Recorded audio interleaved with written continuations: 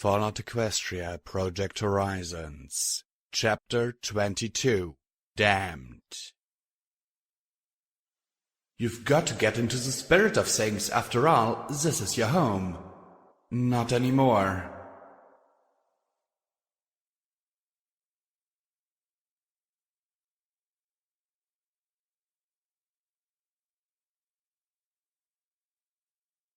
Death. I've seen a lot of it. I've seen old death in fields of bones where soldiers were left to decay, or dried up bones stuffed in closets for centuries to mummify or rot. New death in the ponies I've shot, cut, smashed, or crushed. Casual death, as casual as blowing the head off a raider because she's the raider. Merciful death in a mare killing herself to escape the agony of dying in a wall. Sudden death in a door crushing a stablemate. Slow death in scavengers dying around flank. Meaningless death in a mother getting run through for being mistaken for a long-dead mare. And cruel death in a comforting hug that transformed into a deadly embrace. Through it all, I've tried to find a line. I've worked to keep to a standard. Struggled up the slippery slope. I'd only kill the bad ponies. I wouldn't kill the helpless ones. I'd do better. I'd be kind. Be strong. I'd hang in beside my friends. I wouldn't allow myself to become an executioner. Now I'd returned home. It wasn't a perfect home. In fact, it was a pretty monstrous one. We'd done horrible things here. All of us. Everyone was complicit. But I took solace in the hope that all it would take was an outsider's view, a fresh perspective, and the mares of Stable 99 would realize their mistake. They would go out and become a part of the world again. They'd work to make it better. Instead, they'd made it lunch. The disease Glory had discovered, that the Enclave were developing, that I'd encountered face to face in Tumbleweed and Farmers, had found its way to Stable 99. The overmare, who I'd assumed dead and gone, had clearly become one of its first victims. Her laughing cackle rose higher and higher over the intercom as she pranced in front of the armored window, her pale legs covered in bites and saws as her bloody red lips curled in glee. My home had become a nightmare. Stable 99 had a population of 500 ponies. With one germ, a third of the known population of Huffington had transformed into a mass of psychopathic killers. Worse, these were physically healthy, armed, organized, and relatively trained psychopaths. And they'd been hitting caravans and villages, no doubt bolstering the stable's armory with whatever they could take. Since I'd stepped out into the wasteland, I'd struggled to find my virtue. Was it justice? Courage? Perseverance? Idiocy? I'd struggled against the wasteland so hard that it had become personified in a hallucination that seemed determined to test me and push me towards misery. Perhaps the dealer wasn't trying to break me though. Perhaps he'd been spending all this time trying to get me to accept the truth. My virtue is death. And right now, if the wasteland needed an executioner, then I'd be a fucking executioner. There were no words I could say, no songs I could sing, no refuge from the sight of my mother's decapitated head spiked in the middle of the atrium as giggling, laughing ponies I'd known my whole life spilled from the hallways leading to the large vaulted chamber. They wore security barding stained black and rust brown from coagulated blood and decorated with spikes and spurs of scrap metal, chopped off hoofs, hooks, chains, and other vicious implements and trophies. No escape was offered from the metallic stench and the sweet reek of slowly drying blood and putrefying flesh. I had two 10mm submachine guns, each holding 30 rounds of 12-gram ammunition per clip with a firing speed of 10 rounds per second. Both came out of my saddlebags as the raiders charged towards me, shrieking in delight. The first I saw was Dewdrop. Morning shift, nice and calm and professional pony. Her lips were now smeared with blood as a strip of pony meat dangled out of the corner of her mouth. In 3 seconds I sent 60 rounds at her and the deluge of ponies behind her. Not one dropped. Of course not one dropped. My aim was shit, and these weren't ponies that had been emaciated and weakened by the exposure to the wasteland. These were healthy and robust ponies wearing body armor. They had access to Medex, bug and other controlled substances kept in reserve for an incident. I ejected the clips and slammed fresh ones home, then slipped into the calm of SATS. I could see every inch of Dewdrop's face, those purple irises surrounded by thick, piss-yellow scrilla and pinprick pupils. And in that magical decelerated sight I could watch in perfect detail. 6 rounds coated her faceplate in webs of cracks and chips. 6 more shattered the plate into jagged and broken polymer chunks. 6 more transformed the face of a mare who could balance 3 stacked foot wafers on her nose into strawberry jelly. 6 more, and I watched as the pulverized remains tumbled from her neck and bounced across my hooves, her body crumbling like a broken toy. Goodbye, Dewdrop. Blackjack, come back! Lacuna's voice whispered urgently in my mind as time returned and I focused the remaining rounds on shuffle and primer. Their shotgun blasts slammed into my armor as I raced to the side, flinging away the smoking clips as 2 more lifted from my backs and slammed home. More shots beating my plating, shoving me around. I ignored the pain, ignoring my friends, and let the rage sweep me along with its own terrible poetry. Pony, pony, rage resound, in the stable underground. What immortal horn or hoof could frame thy fearful symmetry? Primer staggered as a stream of bullets crushed and snapped her forelimbs, but still she came on. Shuffle raced around behind me, blasting at my combat armor. I felt my bones groan in protest as I rose on my hind hoofs to meet Primer. Then we met, and I grappled with the mare who'd taught me firearms, her head turning to bring her automatic pistol in line with my face. Blue and yellow eyes wide with glee and thrill as the hot, reeking barrel pressed against my cheek. 2 SMGs pressed their smoking hot barrels against her ribcage, and without blinking I sent the remainder of the clips into her chest cavity. She folded against me, her jaw trying to work her automatic to take me with her. I dropped the exhausted SMGs and seized her weapon as life left the pony who taught me to never waste ammunition. In what fallen city or land did your spirit break so grand? How much pain did you endure to protect and life secure? I whirled as Shuffle reloaded her shotgun's yellow unicorn mare fumbling with her ammo. Madness hadn't robbed her of that. She was always better on the dance floor than on the firing range. Her screaming laughter speckled the inside of her visor with pink globs as I charged in. She ratcheted around as my magic scooped up Dewdrop's helmet and flung the bloody maroon contents across her visor. She shrieked, firing wildly and blindly as she scrambled to lift her helmet's face shield with her hoofs. She managed to get it up. She stared down the barrel of my gun as I stamped it against her eye and sent the bullet to obliterate a lifetime of amazing dance moves. Primer would have been so proud. And what friends and what love could lift your heart up above? And when your tears began to fall, what dread sorrow held you in thrall? My friends were fighting behind me, screaming and shouting my name like distant ghosts beckoning me.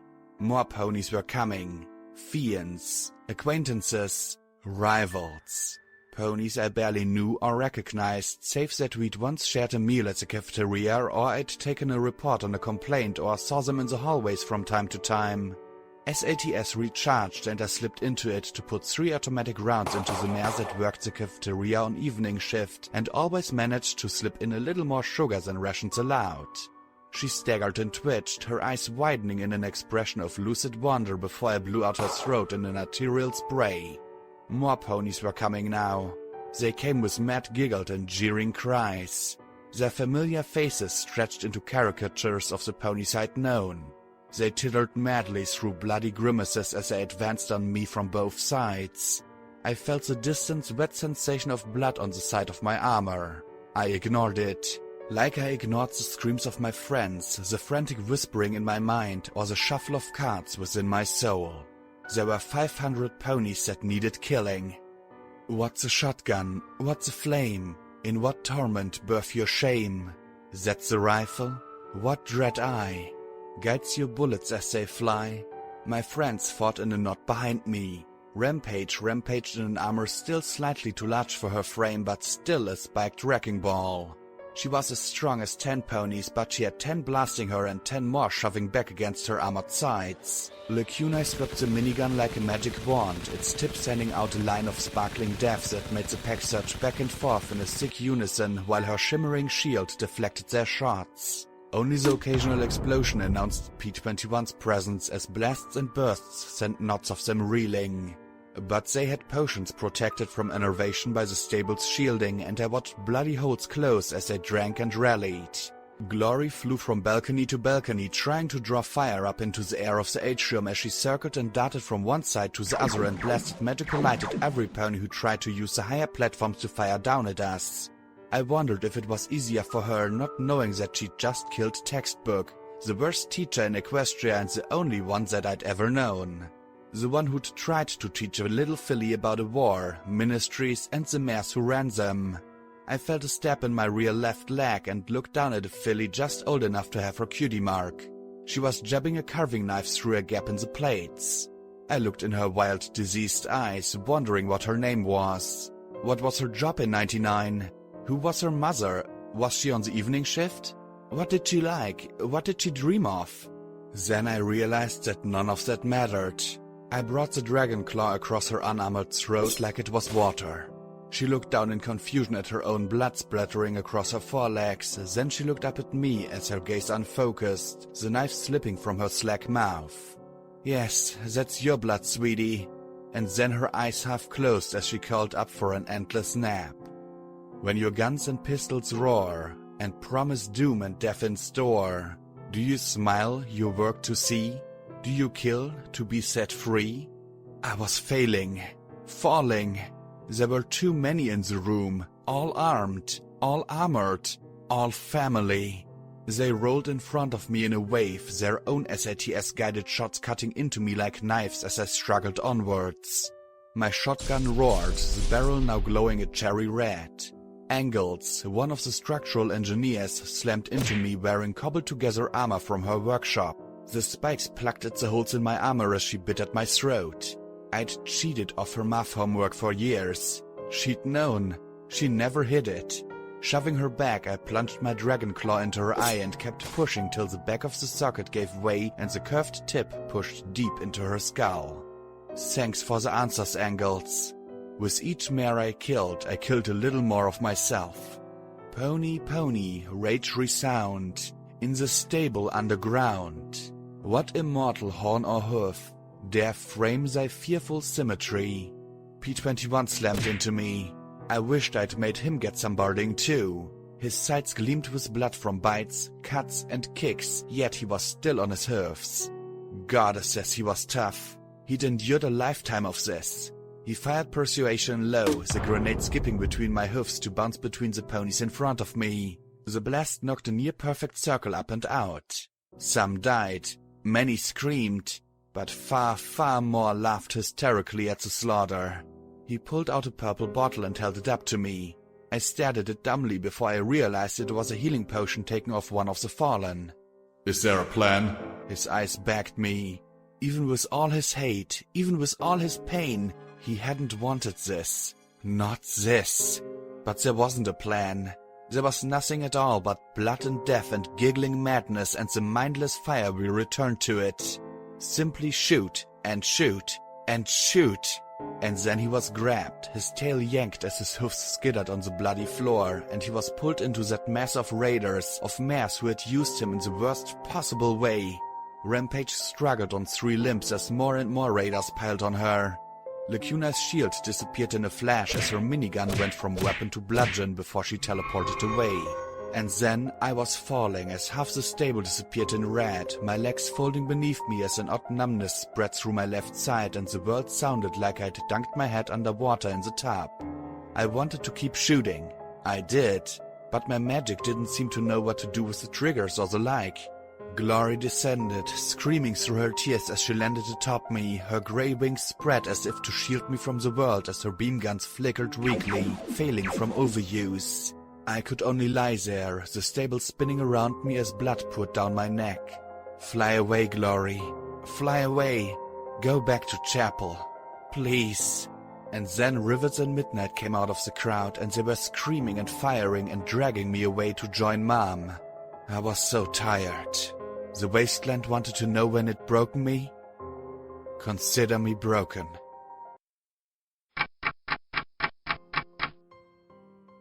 So, is this it?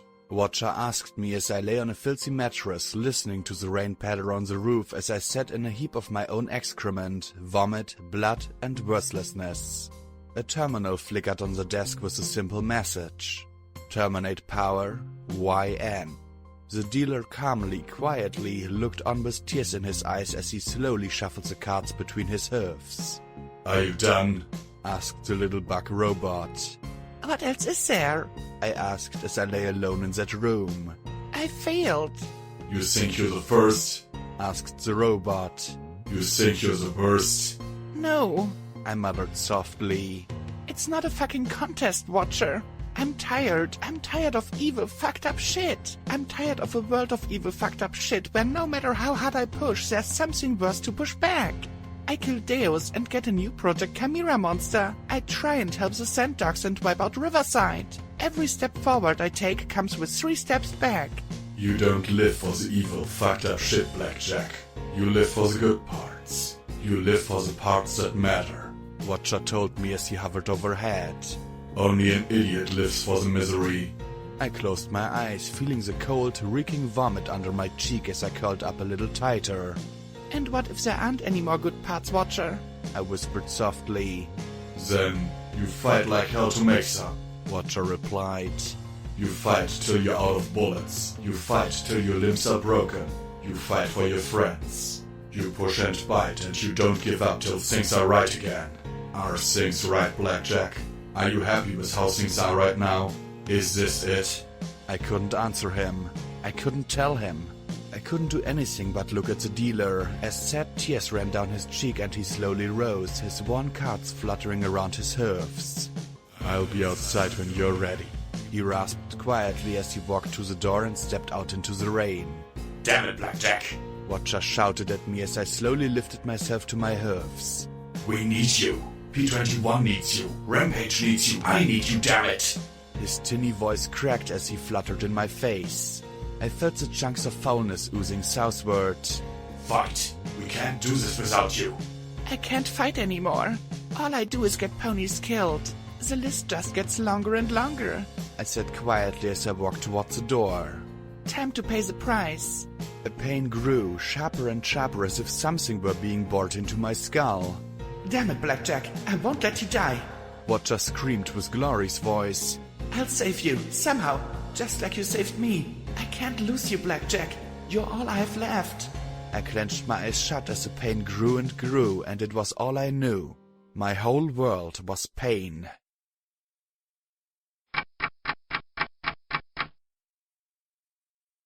Got it! I heard Midnight's shaky, triumphant cry as something was pulled from the side of my head.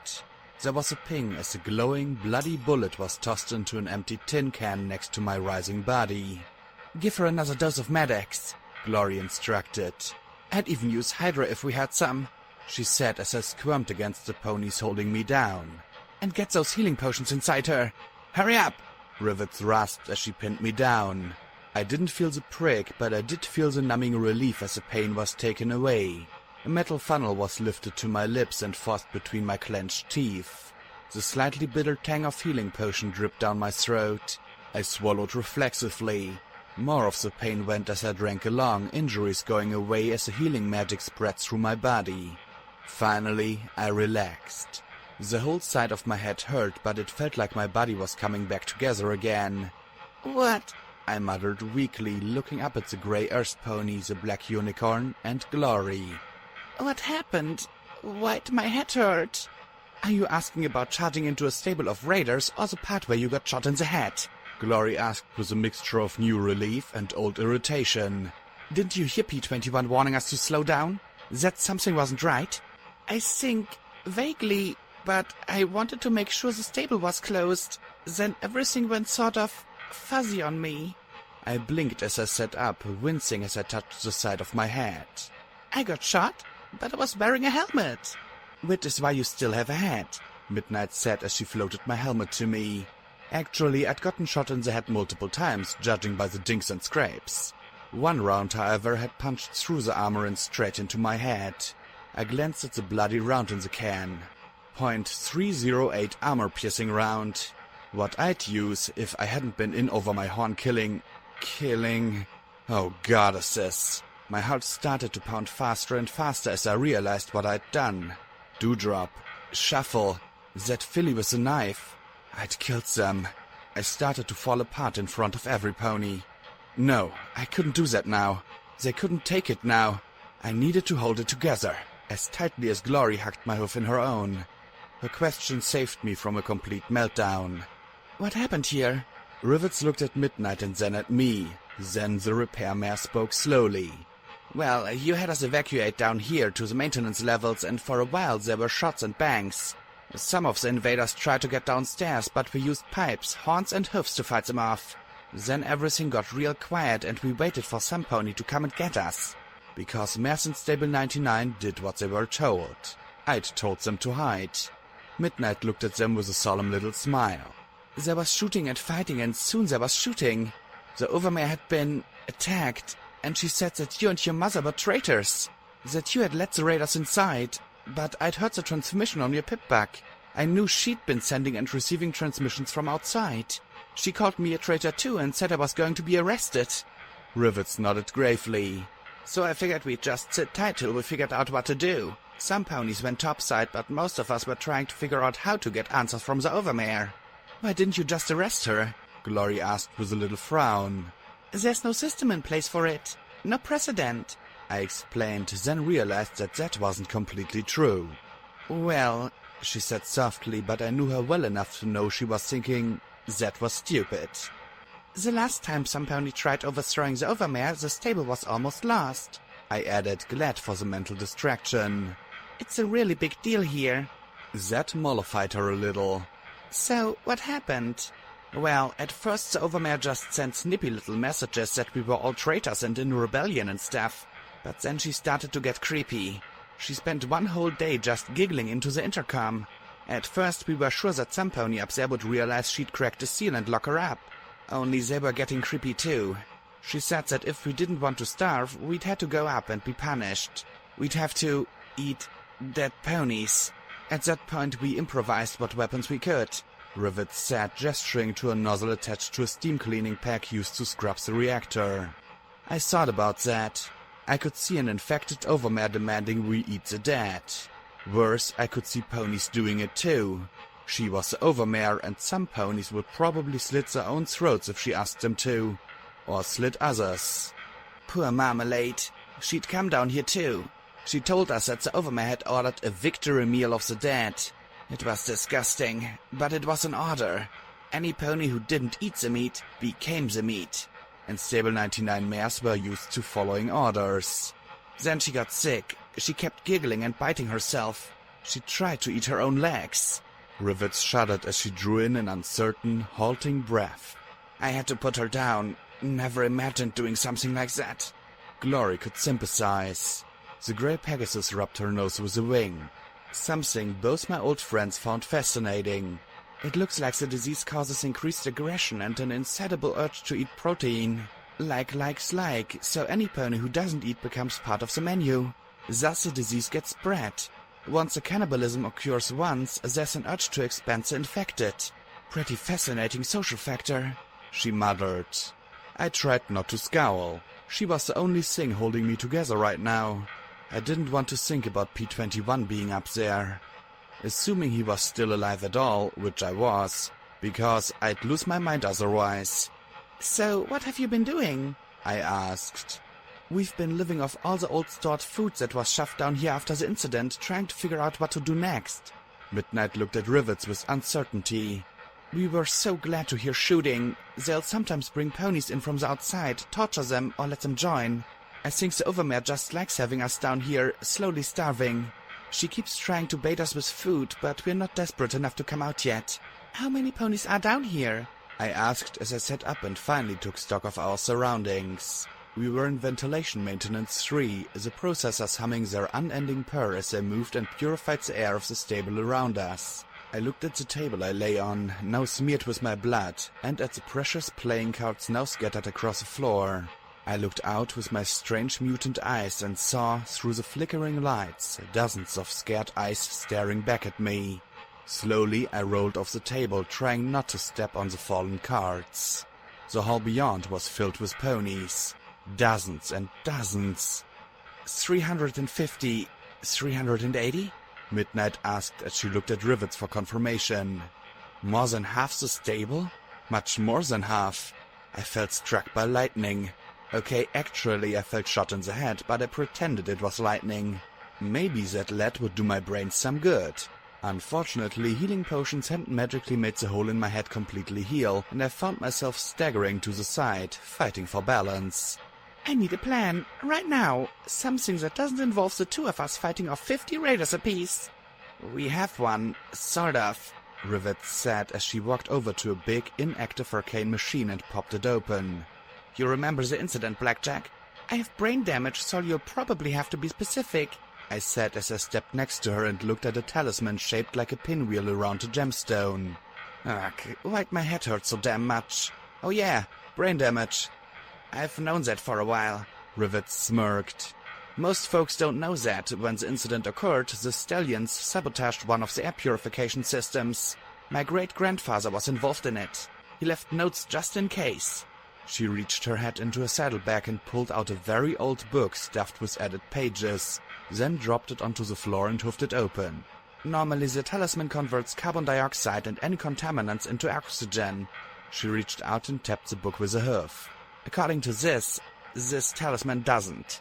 So what does it convert it into? I asked as I leaned in towards the sickly green gemstone. Chlorine, she said simply, and I heard Glory gasp. I looked at it more closely. Chlorine, huh? And what's that do? I asked as I reached out to tap the glyph with my hoof. Blackjack, it's a very poisonous gas, Glory blurted. My hoof froze inches from the green gemstone. Of course it is. Slowly I pulled my head away from it. Glory gaped at Rivets. How did he even do that? I've never heard of sabotaging an air purification talisman to do that. He doesn't go into detail, but apparently you go far enough back and my family worked for one of the ministries doing all kinds of sneaky hush-hush stuff. I've got recipes for napalm, homemade explosives, thermite. At my "remember Blackjack isn't a smart pony" look, she amended, stuff that burns good, stuff that goes boom, and stuff that burns through just about anything. Rivets chuckled as I flipped through the book. Lots of arcane science formula thingies that were way over my head. Unfortunately, she said with a sigh, chlorine is a heavy gas, so we'd have to close off all lower return venting feeds while the talisman is active. That requires a command from the overmast terminal and confirmation from the head of security and a maintenance supervisor. She patted her hoof against the brass machinery as if consoling it that this wasn't its fault. So that's where that plan hits a snag. Right now, if I turned it on, we'd just gas ourselves first and they'd have plenty of time to clear the upper levels. The alternative is some pony sneaking through to the armory. They've got so many weapons up there that, if we could capture some and blow the rest, maybe we might have a shot. That'd probably be suicidal, though. They're watching every inch of security. Not if we found Lacunae, I said, looking at Glory with a wide grin. Listen, Lacunae can read memories, right? She can? Glory's eyes went wide. Crap, I hadn't filled her in on that. She told me she can, I amended quickly.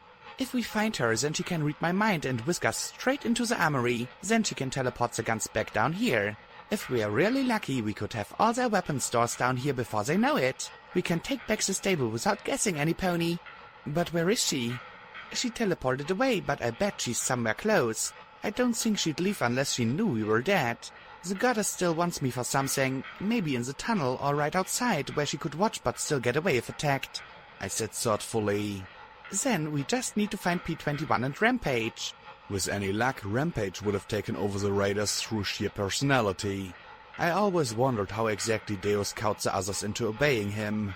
Maybe they'd been infected, but not completely gone. Blackjack, P21, Glory began softly. He's alive, all right? I said sharply, frowning at her.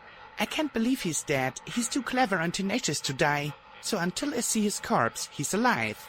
He had to be alive. I owed him the overmass head for all he'd done. Then I blinked. What about the males? Rivets looked at me in confusion and said in scorn, What about him? My eyes must have flared like the pits of the damned, because she instantly barked, raising her hoofs as she stammered. I think they're okay. Maybe. When everything was going crazy, I heard guards telling crutches that they'd barricaded the door with their bunks. They're still using water in medical, so I suppose they're drinking out of the toilets or something. Midnight at least had the decency to look a little upset at that. Right, I said, feeling better.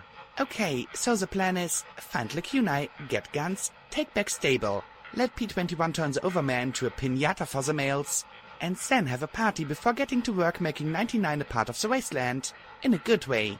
Glory raised a wing. Yeah. Question. How are you going to get out of here to find Lacuna? Yeah, this part. This was going to be messy. We're going to need marmalade.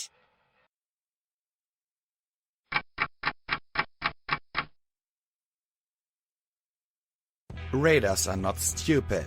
They might be brain-damaged, over-aggressive monsters, but then so am I.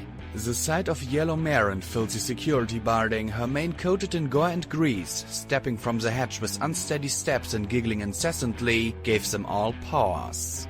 A unicorn horn dangled from around her neck, a contrast to the orange jazz on her flank.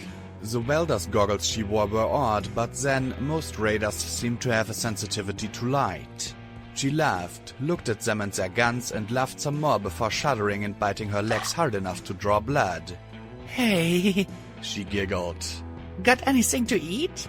As Glory said, like, and the raiders stepped out from around their barricade to approach with their own eager and enthusiastic grins. Are they fucking dead in there, ma'am? Finally fucking dead? The closer one asked as she looked at the cutie mark of a mare she knew. She was Angel Heart, one of the meekest mares I'd ever known. Actually, she'd been a little annoying before. Now she had decided to screw bits of pointy metal into her forehoof. No! The yellow mare giggled. They're finally pissing themselves in the deepest holes since their hero is dead in the head. She rocked back and forth. I think they're just about ready to join us. A look of relief passed between the two. About time. Once you eat, it all gets so much easier. It's not sick at all. She laughed in glee. Yeah, it is. And out came my dragon claw across her throat. Her eyes went wide, enough of the ghost of the kind mare I'd known left to look shocked before she fell limp. The other scrambled for her shotgun, but my horn flicked on the safety as she pointed it at my head. Her mouth worked the trigger frantically, but Pestles was an artist, and for all her desire to kill me, she had no clue about the little button she had to press to disable the safety. My hoofs snapped up and spun her gun in her mouth, breaking loose 2 of her teeth as it was knocked free. She fell back, giggling louder and louder as I raised my goggles and stared into her eyes. It seemed to draw some sanity back into her. Is it over? She asked me between hysterical little hiccups, her yellowed eyes looking into my glowing ones in desperation. It doesn't get easy. Say it's over. Yeah, it is, I said softly as I lifted the dragon claw to her throat. It's over, Pestles. Good, she stammered. Good. And her words transformed into a gurgle of red flowing down her chest before she went still. Being an executioner was easy. I lowered Pestles to the floor, looking in the direction of the stairs to the living quarters. Surely she'd have more than 2 guards. But really, what was the point? The raiders knew there was nowhere for the rest of the stable to go, and time was on their side. As ponies got hungry and desperate, they'd start coming out. And then the raiders would get to start having fun. I carefully applied more blood to my disguise, trying to obscure the dried strips of hide wonder-glued over my cards. I painted a bit more of Marmalade's pip-bug too. The Black Delta model had been far too conspicuous, so Midnight had put Marmalades on me and copied over all the files except EC-1101. The dye at least looked right. I was careful to keep the blood away from my mouth, of course. Finally, I lowered the goggles back into place and made my way towards the stairs. Moving up, I quickly saw why they hadn't bothered with more guards. They'd trapped the living quarters with landmines and rigged tripwires to single-shot shotguns. They actually had plates of food left out like bait for animals. I pocketed the green food chips as I stepped neatly over the tripwires and disarmed the mines. It makes the eventual attack easier. I made my way up towards the cafeteria. And the screaming. The screaming, rising and falling, growing muddled, then clearer, then muddled again.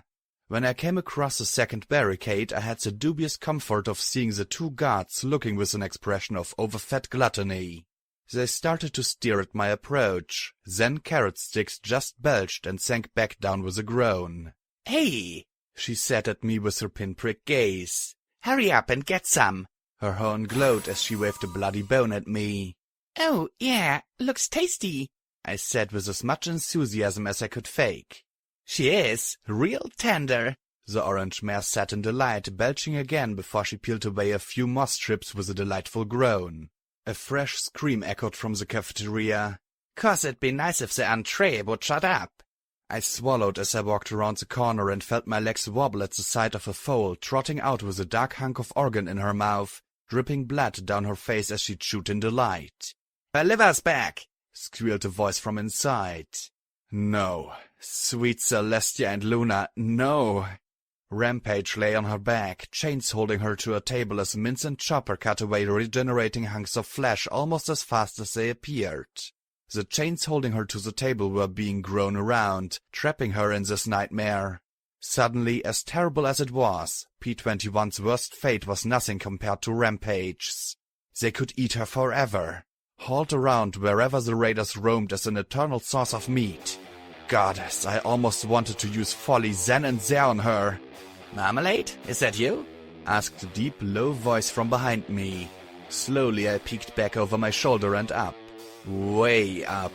Most of my life, Daisy terrified me because she was always half a hair from beating some pony within an inch of her life. Now, Daisy terrified me because she looked half a hair from eating some pony. Her yellowed eyes watered, the pupils contracted to near points as she scowled at me. "Where have you been and what's up with the goggles?" I worked my mouth once and her scowl appeared. Not fair. Normally I got 5 seconds before she scowled and beat someone to a pulp. "I was hiding, sorry," I muttered lamely, my usually witty replies lost in the sight of her discolored skin. She didn't have any bites. I suspected that was because she always had someone else on hand to bite. "And the light hurts my eyes." She just looked at me for the longest moment, as if trying to peer into my soul, and then shrugged. "Yeah, me too," she said before she stepped past me and every pony got out of her way. Her barding had been augmented by battered and hammered plates sharpened into spikes. She slammed aside any pony too slow to get out of her way. "Lunchtime," she grinned. Rampage lifted her head, looking at Daisy with mad pink eyes. "I'm going to kill you. I'm going to kill all of you," she vowed in agony. Daisy put one hoof on her head, lowered her mouth to Rampage's throat and bit a hole right through her windpipe. As the hole started to close, she grabbed something purple and pinkish red and pulled hard. There was a rip and a wheezing scream as Daisy's head jerked back and forth till Rampage's tongue flopped free. If I'd actually had folly with me, I would have used it then and there. Daisy chewed indolently as she looked down at me with that familiar, contemptuous smirk. "Ah, hungry, marm?" She looked over at Mince. "Give her the heart. Should be nice and tasty." The fuck?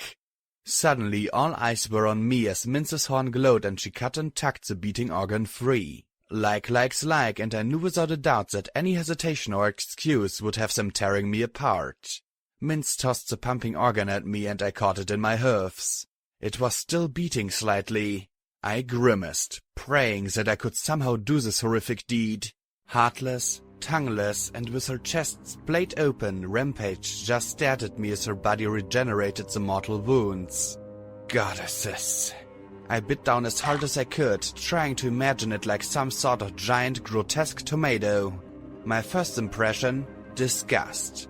Not at the taste, actually. It just tasted like blood, and I tasted plenty of my own during numerous fights. Disgust at the act. The impression that immediately followed? Hearts were tough to eat. I swallowed the first leathery bite and immediately had to follow it with a second to keep from gagging. I tried to chew through the strong cardiac muscle. A third bite. Fourth. Fifth. By the sixth, the heart was half gone, and I feared that no matter how tough my stomach might be, I was going to puke from disgust.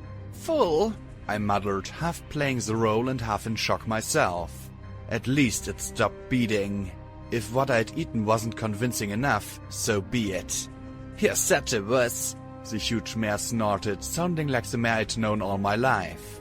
"Just like that blue bug the overmare was so keen on getting in her office. Just trotted after her like a good little fuckstick." Daisy snorted and scooped up the remains of the tough organ meat into her mouth, chewing it like bubblegum as her attention left me and returned to Rampage. Like that, the spell broke and every pony went back to waiting for the next course to regenerate. P21. I had to help him. I was gonna throw up. I staggered from the cafeteria, passed into the stable door chamber and was glad to see it was empty. I stepped into a little monitoring alcove and promptly puked like my life and soul depended on it. Funny, but it seemed harder to bring up than it had been to choke down, and I had tears pooling inside the goggles. My throat burned, shame curled up inside me.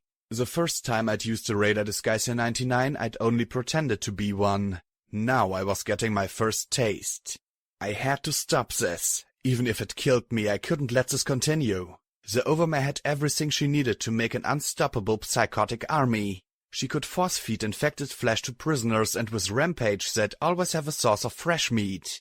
Maybe they'd eat themselves to death like that one raider in the Mirrormare pens, but I doubted it. I couldn't chance it.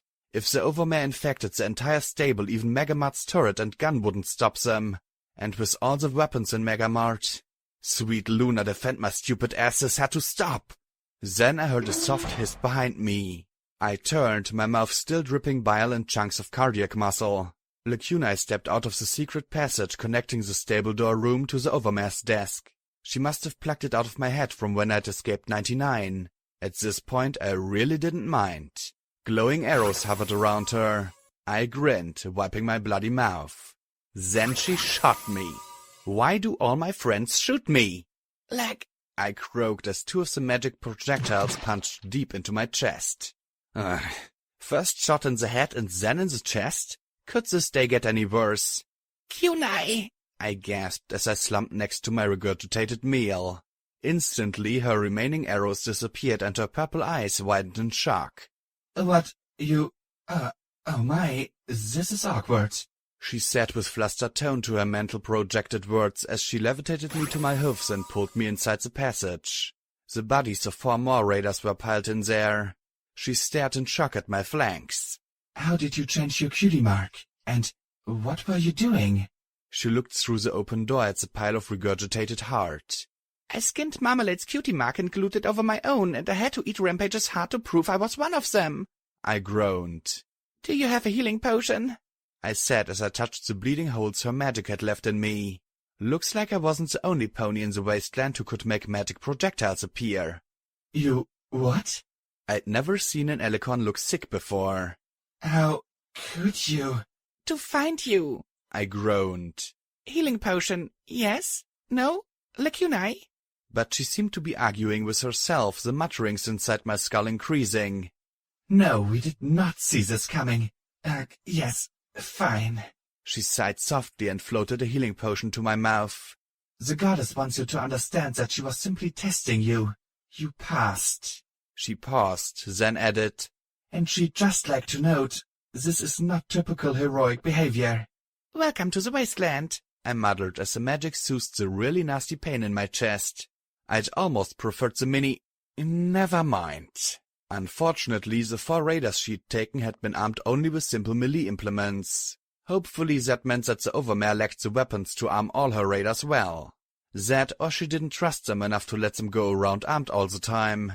Look, you said you can teleport yourself a couple times, right? Lacunai blinked and then nodded. I told her the plan.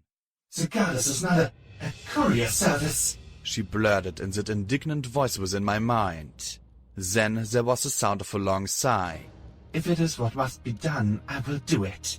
Suddenly she jerked her head upright. Certainly not. Clearly this mare's incapable of...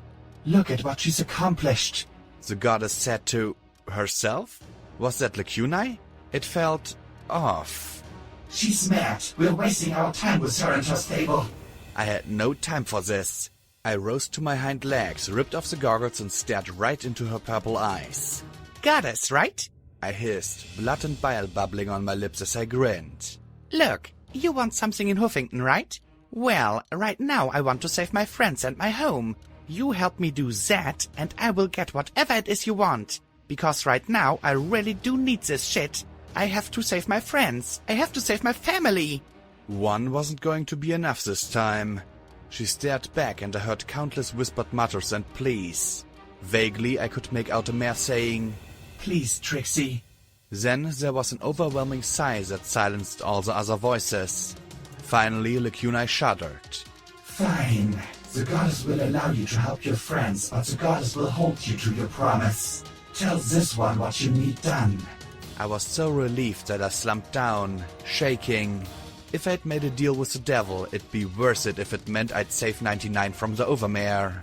She touched her horn to mine and I closed my eyes, doing all I could to remember the armory, the overmare's office and ventilation maintenance 3. Then I dug up every memory I could of the male's quarters of medical. I'd only seen it once and that had been long ago. I prayed it would be enough for her to get in and check on the males. Get them out. I wasn't sure how many trips she could handle. I could hear that vast whispering inside her head.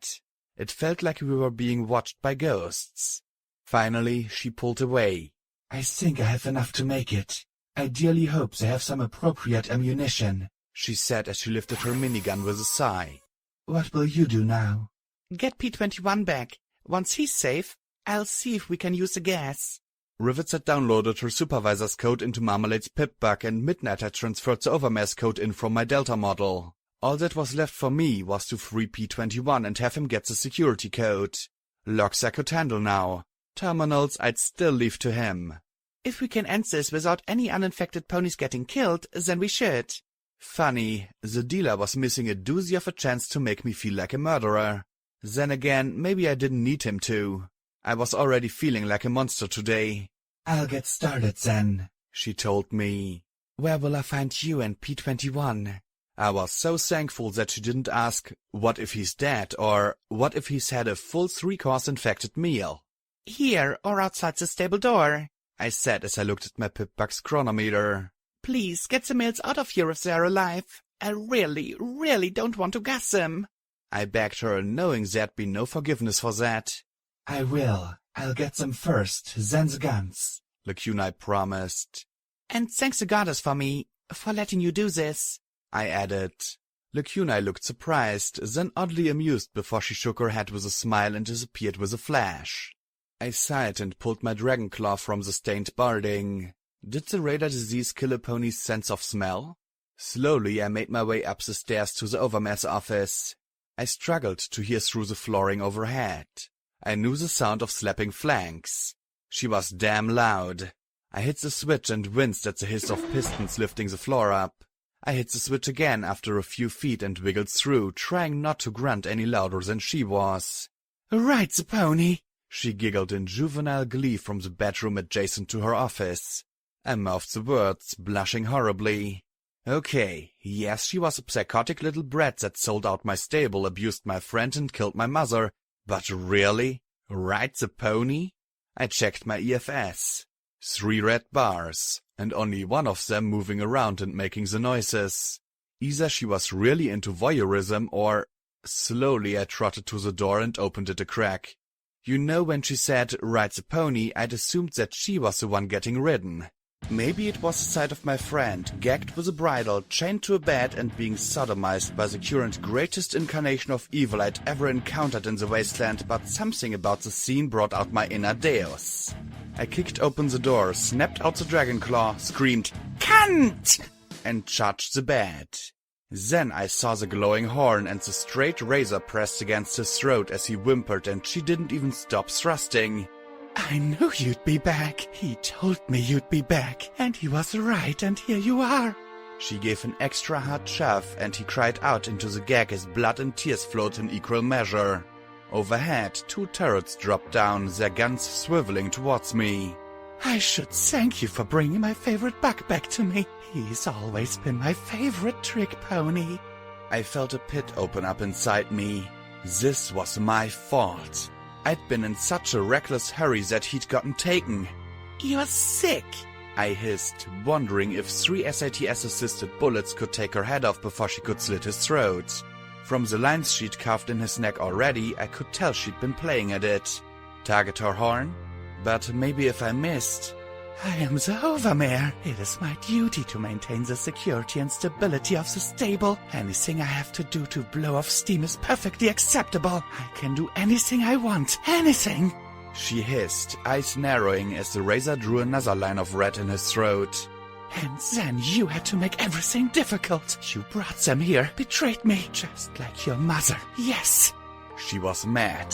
Just plain stark mad. Whether it had been the disease or not, I had no idea. You stupid little brat. Do you have the slightest clue what the world outside is like? I've seen ponies fused with machinery and monsters, faced 2-century-old ghouls who can't get over their crushes, still have a serious hankering for some drugs, and had a boat dropped on me. You don't get it. I can do anything. No pony will ever hurt me again, she said with certainty. You mean Deus? I muttered, looking at her. I killed him, she hissed back. I mean my mother. And she shoved so hard he screamed. Your mother? But then that made it clear. Where she'd gotten a toy like the one she wore now. Your own mother? Every night, she hissed at me. Every night, because she was Overmare. She could do whatever she wanted, but not to any pony. Just me. She giggled brokenly as she shuddered. I tried telling your mother, I did, but she said there was nothing she could do. Nothing, nothing! She yelled, her eyes wide and mad. So I did it myself. I waited till she was drunk. I stole the razor from the dresser. One cut, and then I was Overmare. She gave a sickly, affectionate look at the bound buck. You brought back the only buck who listened. My favorite trick pony. I can ride him like she rode me. I sighed as I looked at her. I'm sorry. I'm sorry Mother couldn't save you. That's what security is supposed to do. She should have done something. Damn it, Mom. Why didn't you? But none of that makes what you did all right. The stable's dying. I saw the reports. A year at the most. But now we're strong. The door's open and we got guns. We found the strength of meat and the strength of pain. We'll take over the surface. Everything will be mine. And nothing will ever hurt me again. She giggled as she thrust with wild vigor. Now I get everything. Right, including this. Enough was enough. I entered SATS. Horn, hat, horn, hat. In an accelerated flash, the 4 bolts of concentrated magic struck her like a barrage of stars, and she shrieked as she fell one way and her horn spiraled away the other. P-21 gave one last scream as she was forced out of him, immediately curling up on the bed. I raced for the bed as the turrets began to pepper me with bullets. I tossed the filthy sheet up and over one turret, blinding it, and targeted the second as my horn sliced into the cable of the blinded one.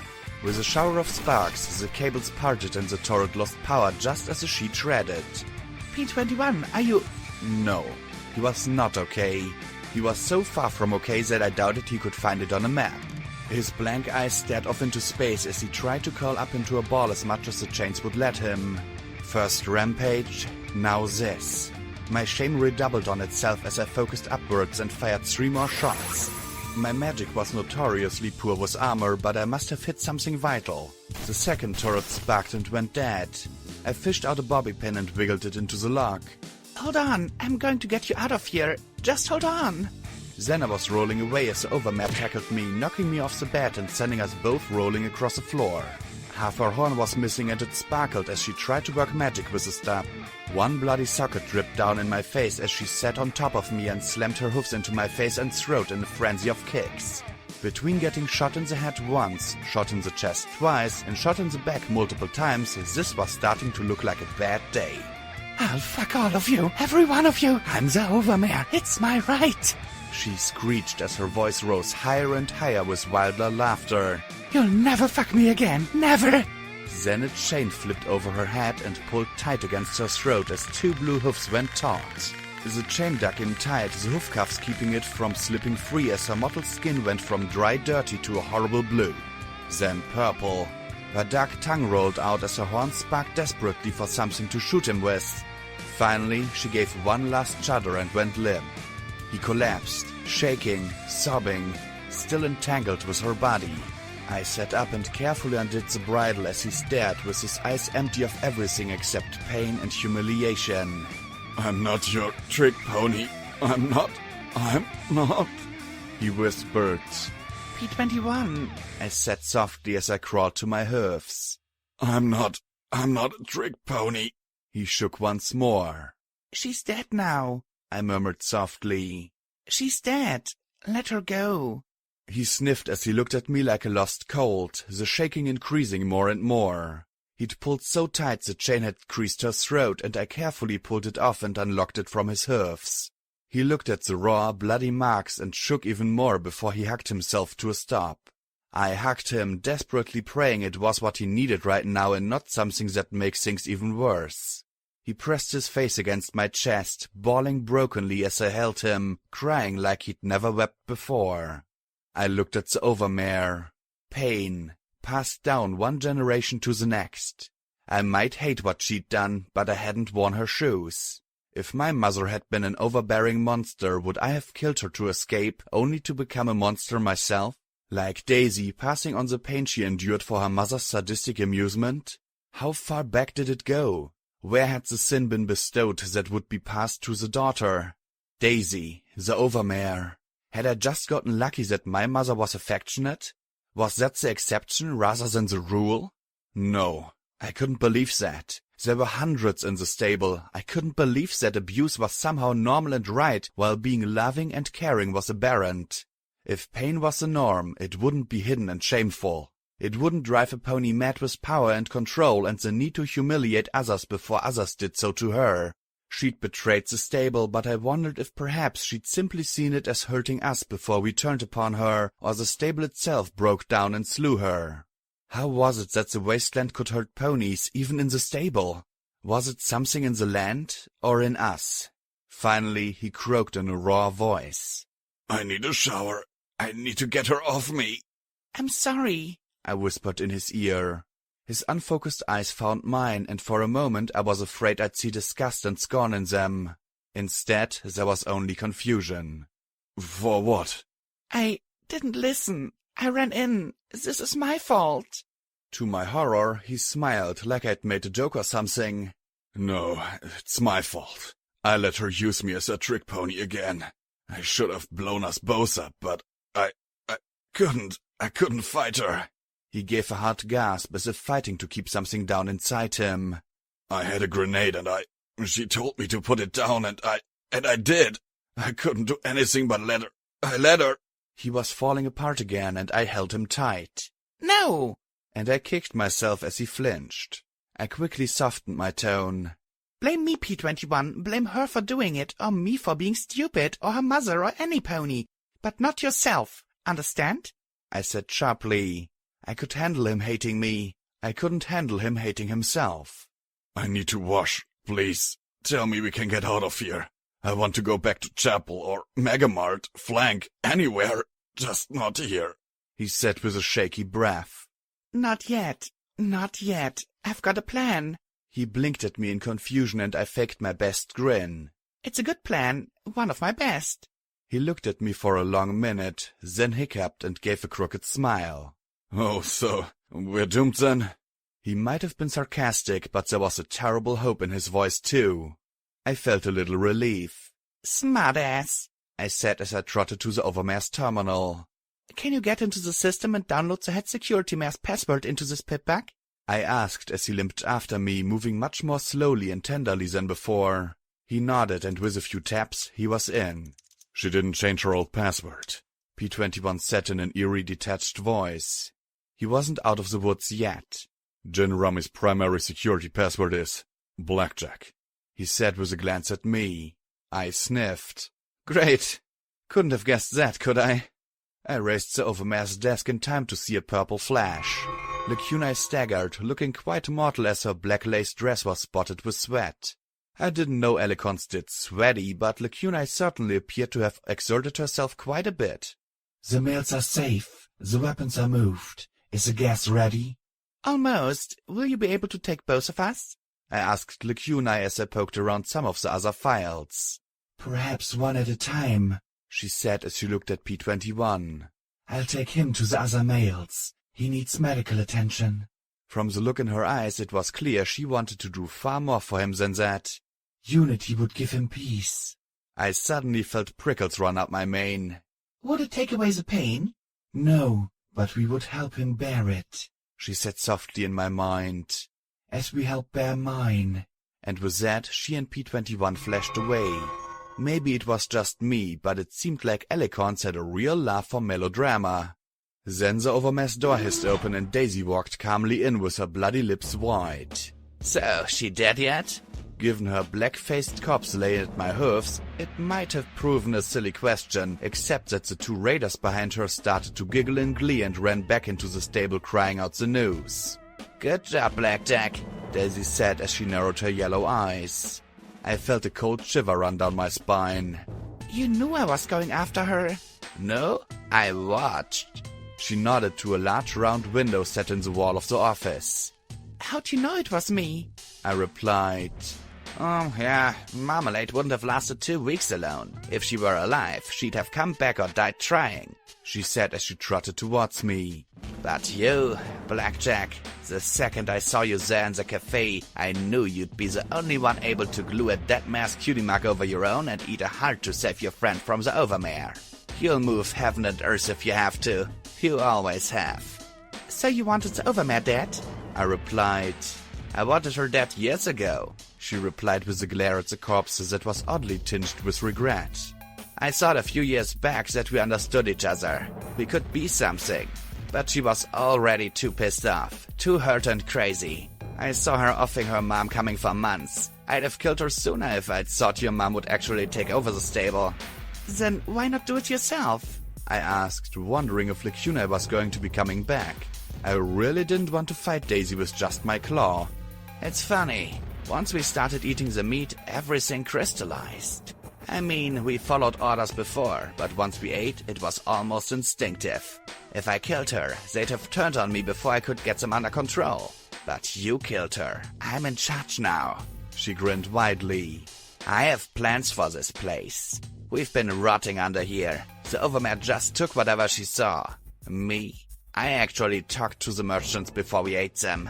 We're going to force the meat into every pony's throat down there, and when they take the flesh, they'll be with us. Then we'll take Megamart, then the Reapers.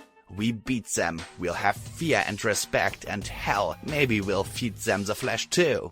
With that delicious little strapped pony, we might have food for dozens, even hundreds of us. And I bet other villages will be glad to pay us in meat not to eat them. My nightmare realized. Right, so I suppose this is where you tell me to eat the meat for real and join you or die. Daisy snorted and shook her head. What, do I look stupid? No, you're just going to die. She drew a gun, one that definitely hadn't been on the armory inventory. The silver-plated IF-33 Applebuck had belonged to Mom, as it had to every head of security in the stable going back to the door being sealed. Their names had been scratched on the handle. The damn gun even had its own name. Vigilance. The irony that I was about to be shot by Mom's own pistol was not lost on me. The gun came up as we both entered SATS together. With eerie smoothness, we acted almost as one. But while she was trying to blow my head off, I had a different thought in mind. My magic reached out and neatly pressed the clip eject as she fired the round still in the chamber. It nearly took my head off. I could see it passing by me in the slowed down time. The bullet buzzed softly past my ear. I took the hefty clip and promptly smacked her across the face with it twice. Do it, Daisy. Do it. She drew a second clip with her hoofs and I jammed the first clip back into the gun. She dropped the second clip to rack the slide and I ejected it and hit her with 2 floating clips. Her yellow eyes blazed with familiar fury as she drew a third clip to load into the gun, but I jammed one back in. Then she screamed in rage and threw the weapon aside. My smile grew as I floated the gun to me and racked around into the chamber with my magic. SATS ran out. I fucking hate unicorns! She spat, then snapped out her baton with a jerk of her head and charged me, keeping her head low. There were rules to fighting. Earth ponies had to get in close and dirty, break a unicorn's concentration so she couldn't use her magic. Unicorns had to stay away or risk getting crunched. The Overmare's office was not conducive to the latter. I popped back into SATS with enough charge for one shot. I lined it up, executed the spell, and sent a bullet straight into her leg. I wasn't going to risk a headshot that might not do much more than piss her off, but at least I could slow her down a little. She still slammed into me like a train, but I'd been hit by birds before and kept my concentration on the gun. Rule 2. To disable a unicorn, take out her horn. I brought Marmalade's pipback up over my glowing horn as the baton fell with the creepy certainty of SATS and cracked loudly against the casing. She swung again and again, smashing my foreleg and beating against the pipback casing as my horn pressed vigilance right up against her gut. Rule 3. A unicorn doesn't have to move to hit you with a levitated weapon. She threw herself aside and off me just in the nick of time as the gun fired into the ceiling. I rocked forward onto my hoofs as Daisy came back around for another charge, and I took another shot at her legs. Then she was on me, all swinging and biting and kicking as she tried to take me out before I could pistol stamp her again. Instead, I cheated, dropped into SATS and blew 2 more magical bullets into her face. The helmet she wore deflected some of the force, but the energy nearly flayed her features, sending blood pouring into her eyes. I curled up and rolled out from under her, bringing vigilance around and putting 2 more solid rounds in her left flank. I heard sounds of more shooting from below. Either Lacuna hadn't been able to come back for me, or else the raiders had made a push now that the Overmare was dead. I was battered and bruised, but I had the gun. And she had a rejuvenation potion, Hydra, Buck, and Stampede? Not fair! She chowed down, and I watched my hard work healing away before my eyes. Next time she came at me, I'd be unicorn-paced, and we both knew it. So I ran. I jumped down into the passageway beneath the Overmare's desk, even as she slammed her hoofs down where I'd just been. I ran, flinging what weapons I had left behind me as I shot out the 2 flickering lights illuminating the hallway. Blackjack! She yelled as she raced after me. No, it's cunt! I screamed back as I fired down the hallway at the charging mare, aiming for her legs, doing all I could to slow her down even as she regenerated the damage. Then the mines I'd tossed started beeping. She screamed as 3 tremendous bangs filled the tunnel and she went down hard. Carefully I approached as she trembled from drugs, madness, and injuries. I'm glad you came back, Blackjack. She wheezed as she slowly pushed herself to her legs again. I'm glad. If there's any pony that could end this, it was you. I could hear the grind of bone as her limbs knit together. Her lower body looked flayed as the magic potions kept her alive, and I hesitated. What the hell would it take to finish her? I want to help you, Daisy. I stammered. You don't know how to help me. You didn't, Zen. She gasped as she looked at me with her crazed raider eyes. I met her gaze with my mutated stare. I wondered which of us was more the monster after all this time. I mean, telling on my mom? Do you know what you did to me? I disappeared for a week and you didn't wonder why? I thought you were avoiding me, I muttered lamely. I was in medical, you jackass! She yelled as she started to advance again. She beat me senseless, had them heal me and beat me again, because you had to try and arrest my mom. What did you think would happen? I wanted to save you, I countered, raising the gun but struggling to shoot. I still do. I just didn't know how. That makes 2 of us, she replied as she gained enough fury to charge once more despite the 2 rounds I put in her chest. She ducked and whirled, hitting me with the double rear kick as that sent me flying back into the railing of the stable door. The impact sent a disturbing tingle through my rear legs and knocked the wind out of me. As I lifted my head, I caught sight of 2 hoofs, and then my head was snapped back so hard I was certain she'd busted my neck. I collapsed underneath the railing, struggling to keep my wits as I backed into the atrium. I'd happily trade my horn for some medics, an ice pack, and a bottle of whiskey. How was I supposed to save you? Kill Mom, kill me, either way it end. But you couldn't and your mother wouldn't, so you didn't, she replied. It's as simple as that, Blackjack. She kicked me clear across the atrium floor, and my journey was stopped only by hitting the stake in the center of the room. She stood over me, looking disappointed. Sometimes the only way to save a pony is to kill the pony. And Daisy was about to save me. Then a white and red striped cannonball flew across the atrium and slammed into Daisy. The mare rocked but didn't fall. Rampage, though, had her hoofs around Daisy's throat. Eat my fucking liver, will you? Eat some floor! She flipped over backwards and slammed Daisy's face into the ground. I stared as I saw dangling lengths of chains sticking out of her body, wondering if we were going to have to disintegrate her again to get them out. Daisy rolled to her feet as the shooting and shouting increased and Rivets and Midnight pressed into the atrium along with dozens of other ponies. They might not know how to use guns, but they had the basics of point, shoot, reload. Rivets dumped a tin can of scrap metal into the nozzle of her steam cleaning pack, and with a great whoosh and clattering bang she blasted a chunk of raiders with shrapnel and scalding vapor. Their weapons sparked off her welding helmet and thick protective barding. Hey, Meatwagon, get out of the way! She yelled. Rampage stepped away from Daisy with a sharp grin. You don't get it, do you? Rampage sneered up at the larger pony. An emerald beam of light flashed from the balcony, the energy burning away Daisy's barding and cooking the meat beneath it. We're her friends, Glory said.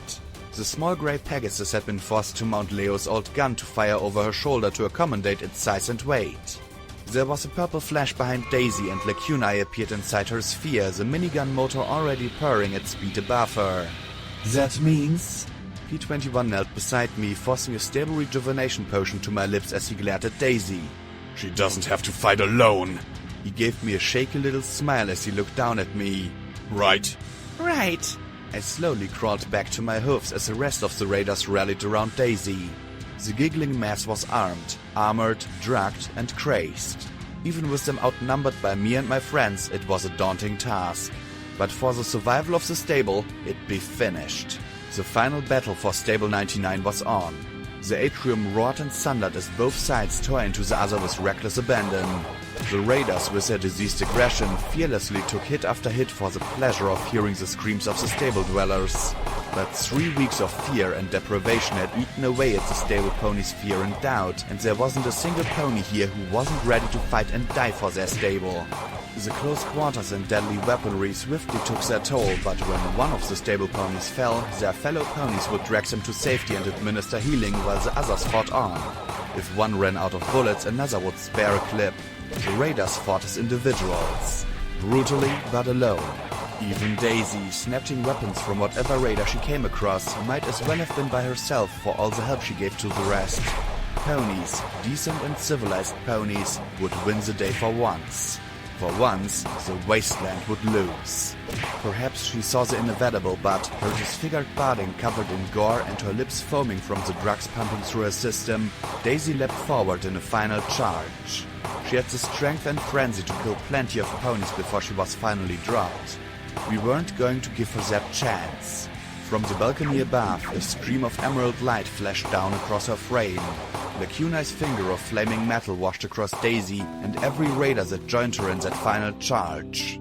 With a deft toss, P-21's fragmentation grenade bounced under her and exploded directly behind her, shredding her legs. But just as momentum threatened to carry her into our lines, Rampage charged forward into the fire and reared up, shoving with every bit of strength in her frame. Daisy reared on bloody legs as gunfire bit and cut into her before finally they crashed to the side. The giggling rose to hysterical levels as something broke within the raiders and they milled, fighting each other more than us. I slumped as the adrenaline receded, left me weak and shaky. I approached where Daisy had fallen, her body broken and riddled with holes and her blood pooling beneath her. So, is it over? She gasped softly, sucking in short, shallow breaths as she looked up with her jaundiced eyes. I lay down next to her, pushing off the goggles and nodding. Good. She panted softly with a smile. You saved me, Black. Her eyes twitched as she took one last hiccuping breath and then slowly relaxed, her pupils expanding in some final semblance of sanity, of peace. Take care, Daisy, I murmured softly, my magic closing her eyes. Goodbye.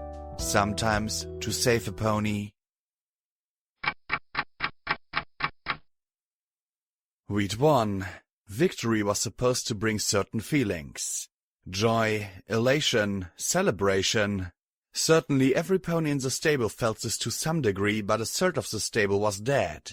There was no celebration for that, and I was so exhausted that it was all I could do to shrug out of the rancid security barding, take another healing potion, tell Rivets and Midnight to dump the bodies outside, and crawl to my room. My room. It was just as messy as I'd left it, with coveralls all over the floor, stale foot chips lying in bowls on the bed, crumbs everywhere. There was a definite stale pong in the air I'd never noticed before. Slowly I crawled onto the mattress with a groan. There was so much to do. I needed to check on P21, Rampage, Glory, even make sure Lacuna was alright. I had to find out who'd lived and died. I had to talk to Rivets and Midnight about the mails and how they couldn't be used that way anymore. Contact Megamart. Instead, I fell flat on my face asleep.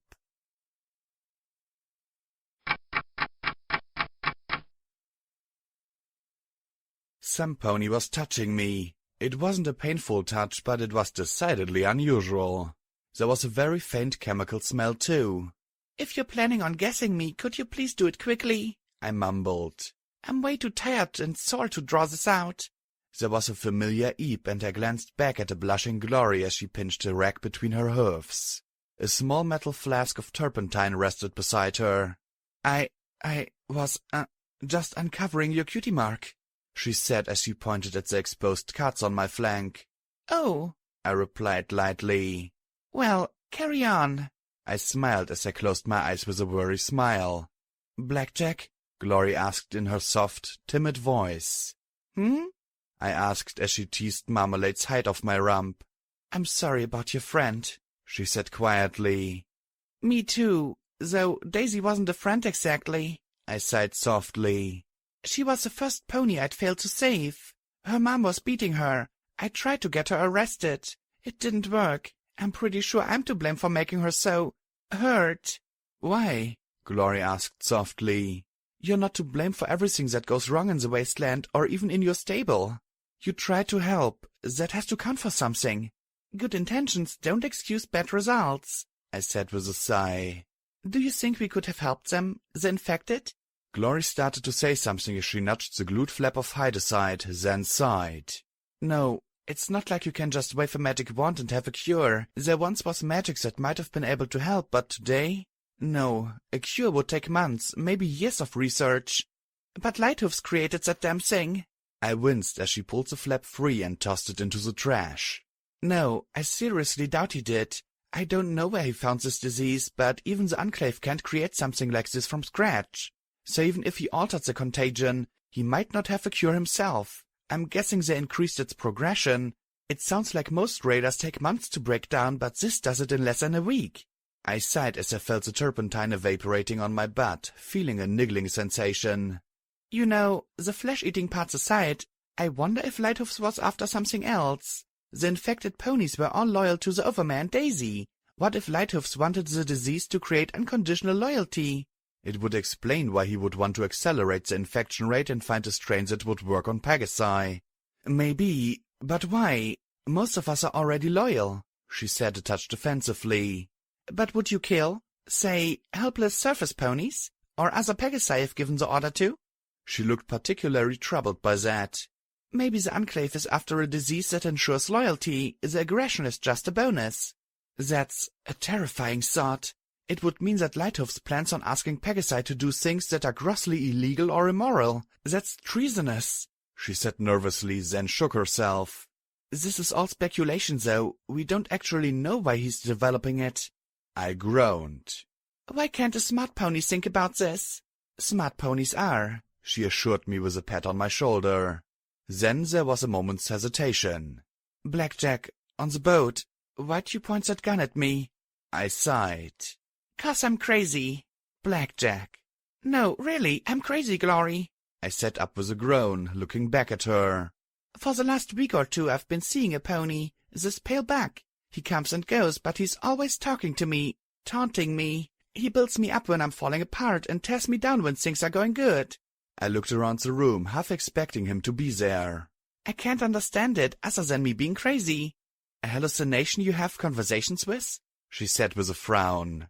"When did they start?" Brimstone's Fall?" Then I frowned. "Well, actually, I didn't start having conversations with him until Mirrormare." Oh, great. Now all my paranoia alarms were going off.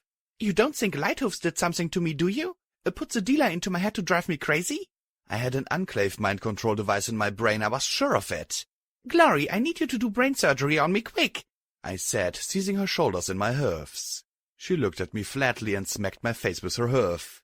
You do not need any more holes in your head, Blackjack. Okay, maybe she had a point there.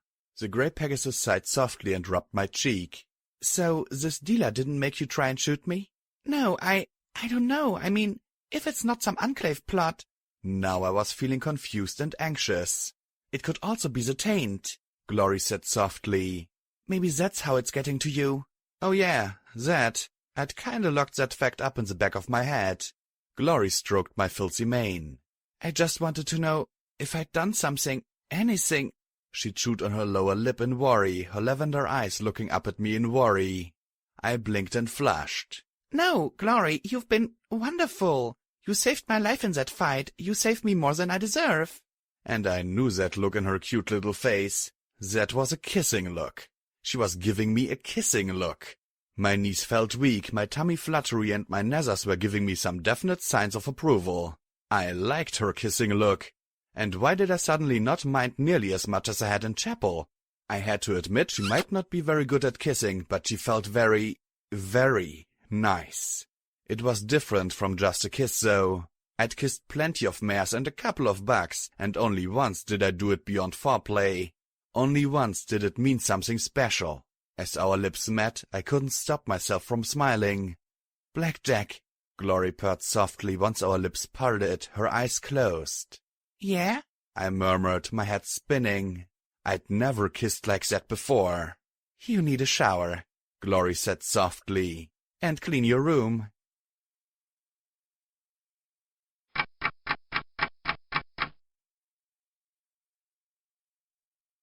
When she told me I needed a shower, I hadn't anticipated company. The showers weren't exactly the sort of place two mares could get frisky. You never knew when a filly might stroll in.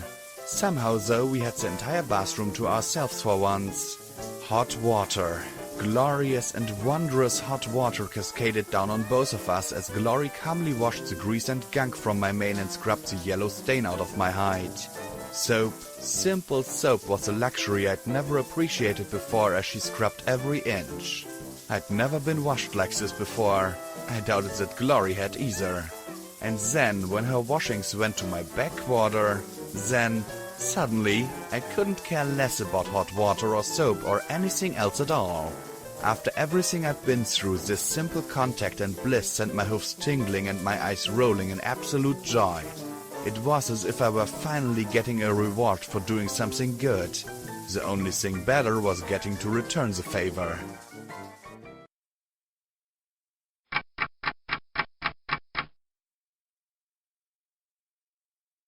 So, where'd you learn that? I asked with a grin. I couldn't stop grinning. If I were faced with Deus, Blueblood, Manticore Pony, Sanguine, and the entirety of Zodiacs, I'd have laughed at a lot of them. I don't know. It wasn't just sex, but something 1,000 times better. Glory flushed as she helped me clean my room, as she'd insisted. It was a little surreal.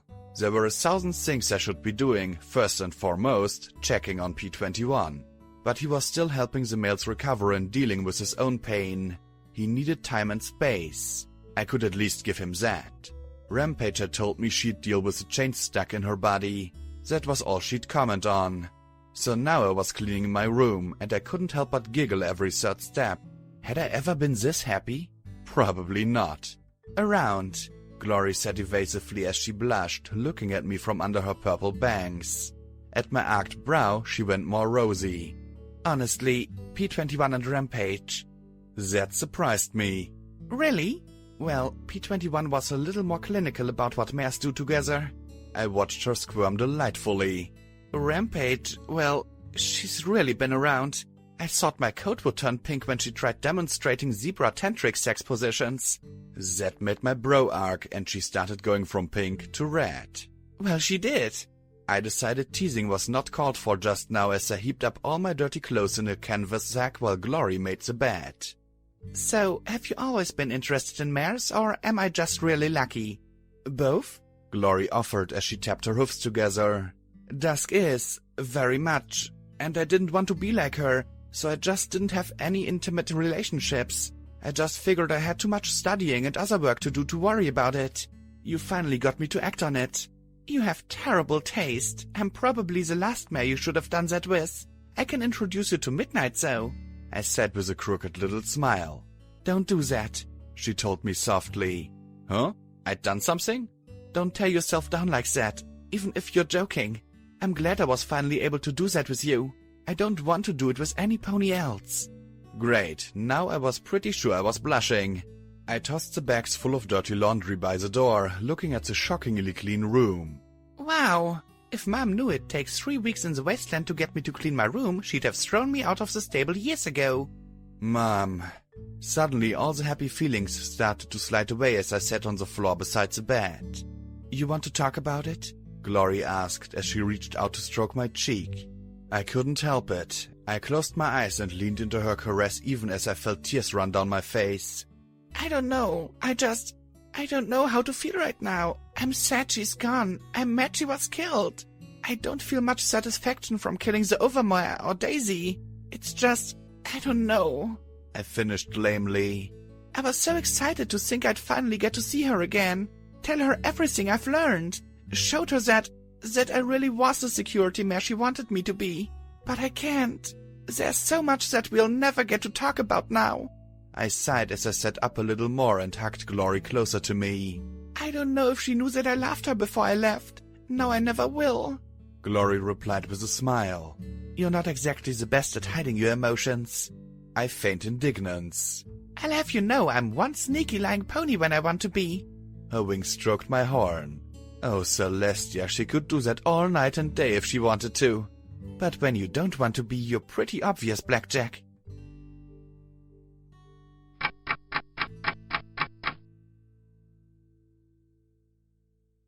I have to admit things were looking up. I had an honest-to-goodness mare friend and an inkling why Midnight never said yes to me. The males were free, well, sort of. Breeding rotations were suspended, and as soon as Rivets and I could get something concrete down, they'd be abolished. The males staffed to the point they could barely walk were being treated by the very medical staff that tormented them their whole lives. They flinched when I tried to talk to them and for the most part just ate the algae slushies and tried to recover as well as they could. That left P21. Hey, I said as I found him in medical, calming 3 colts who were still not convinced the mares weren't going to kill them all. He flinched at my voice and looked back at me with worry eyes. He was trying to coax them into eating real food, but they weren't convinced his apples and carrots weren't some bizarre poisons from outside. Hey, he replied. You look good, he said with a ghost of a smile. So, did Glory finally pounce you? I flushed but smiled back. Yeah, she told me you helped her with that. I asked, glaring at the medical ponies with my shooty look. At least I hoped it was my shooty look. I really needed to remember to try it out in a mirror. It worked though, and they found something important to do away from us. I just gave her a nudge in the right direction. Rampage gave her the mare-on-mare dissertation, he replied calmly. And how are you doing? I'm fine. Sore, but fine, he said matter-of-factly, looking at me with that stoic little smile. I reached out a hoof to brush his mane out of his eyes, and he jerked away. Our eyes met, and he looked away. Maybe not 100% fine. You'll talk to me if you need it? I asked, and he nodded. That was the best I could hope for. I looked at the apple core. Introducing them to Wasteland cuisine? Just trying to get some of recycled food, he said with a sigh. I know we grew up on the stuff, but eating food recycled from waste is just gross. I don't care what kind of magical filtration they're using. I stuck my tongue out as well.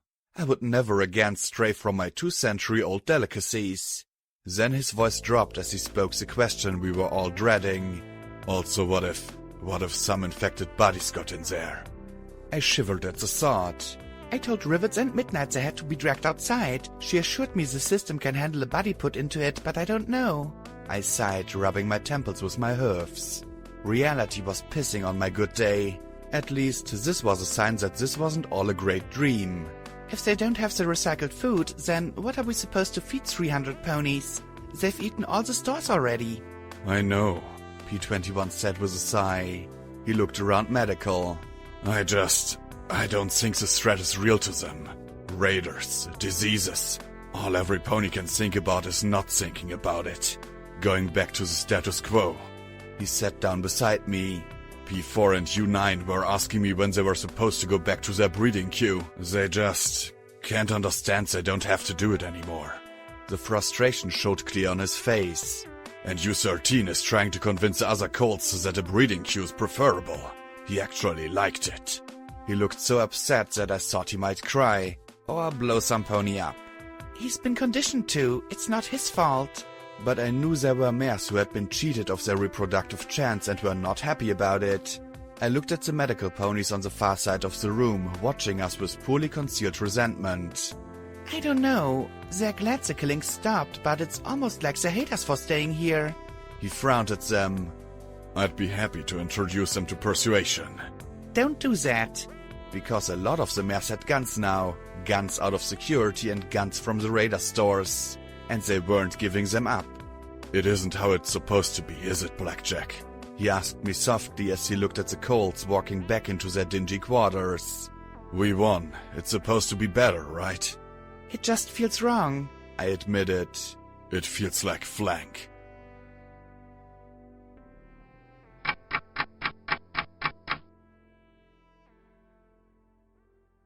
So, program routing log for EC1101? Midnight asked as she handled the Delta pip-bug with some admiration. She'd marveled at the broadcaster made contact with the mainframe without needing a single connection. This is amazing! She scrolled through the options as she looked at the cool blue screen. You can actually access terminals at range with this, fully stealth bug compatible. Huge radio sensitivity, a major step over the 3000 model. I sat back, fiddling with Marmalade's pip-bug as Midnight worked. Clearly, the last few weeks had been tough on her, but now it really showed in her puffy eyes and ragged look. Fully what compatible? She looked at me with an annoyed frown. Stealth bug, one-shot invisibility spells you can trigger with your pip-bug, she explained as she searched for the routing data, then looked at my stunned look. What? It's in the pip-bug maintenance guide, page 141. I mean, I've never seen one before, but they were supposed to make you undetectable. Invisibility spells?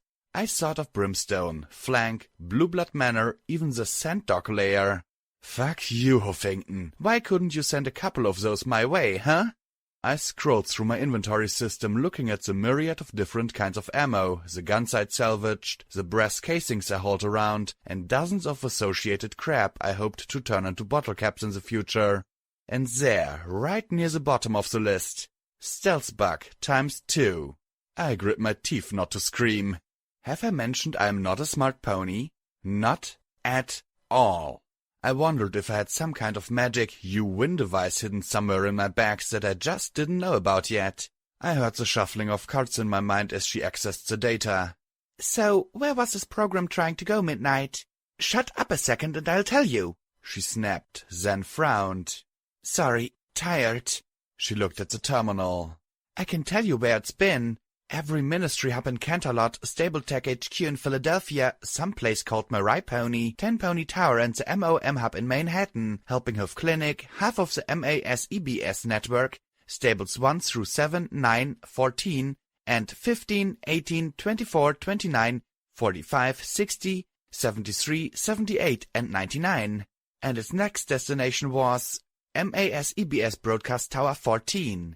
My navigation tool brought up an icon almost due southeast. I looked at the list on the terminal. Twilight Sparkle, location unknown, search timeout, denied. Applejack, Stable 2, blocked by Stable 2 special protocols, denied. Rainbow Dash, location unknown, search timeout, denied. Fluttershy, location unknown, search timeout, denied. Rarity, MOP Hub, deceased, denied. Pinkie Pie, MOM Hub, Manhattan, deceased, denied. General Stonehide, Canterlot Command Center, deceased, denied. General Borealis, location unknown, search timeout, pending. General Shimmerstar, Huffington Command Center, primary check in progress, pending. Chief Justice Fairheart, Fluttershy Medical Center, primary check uninitiated, pending. Director of OIA, Horse. Row Bronco HQ, Huffington. Primary check uninitiated, pending. Descendant protocol, not available. Error. Now I frowned. It had found Applejack's location, so why had it moved on? What were Stable 2 special protocols? And why was General Borealis' search timeout marked pending while the others were denied? I really didn't know anything about programs, did I?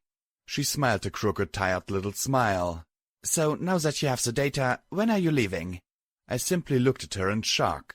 We'd saved them from a mad overmare just yesterday, and today they were trying to shove us right out the door?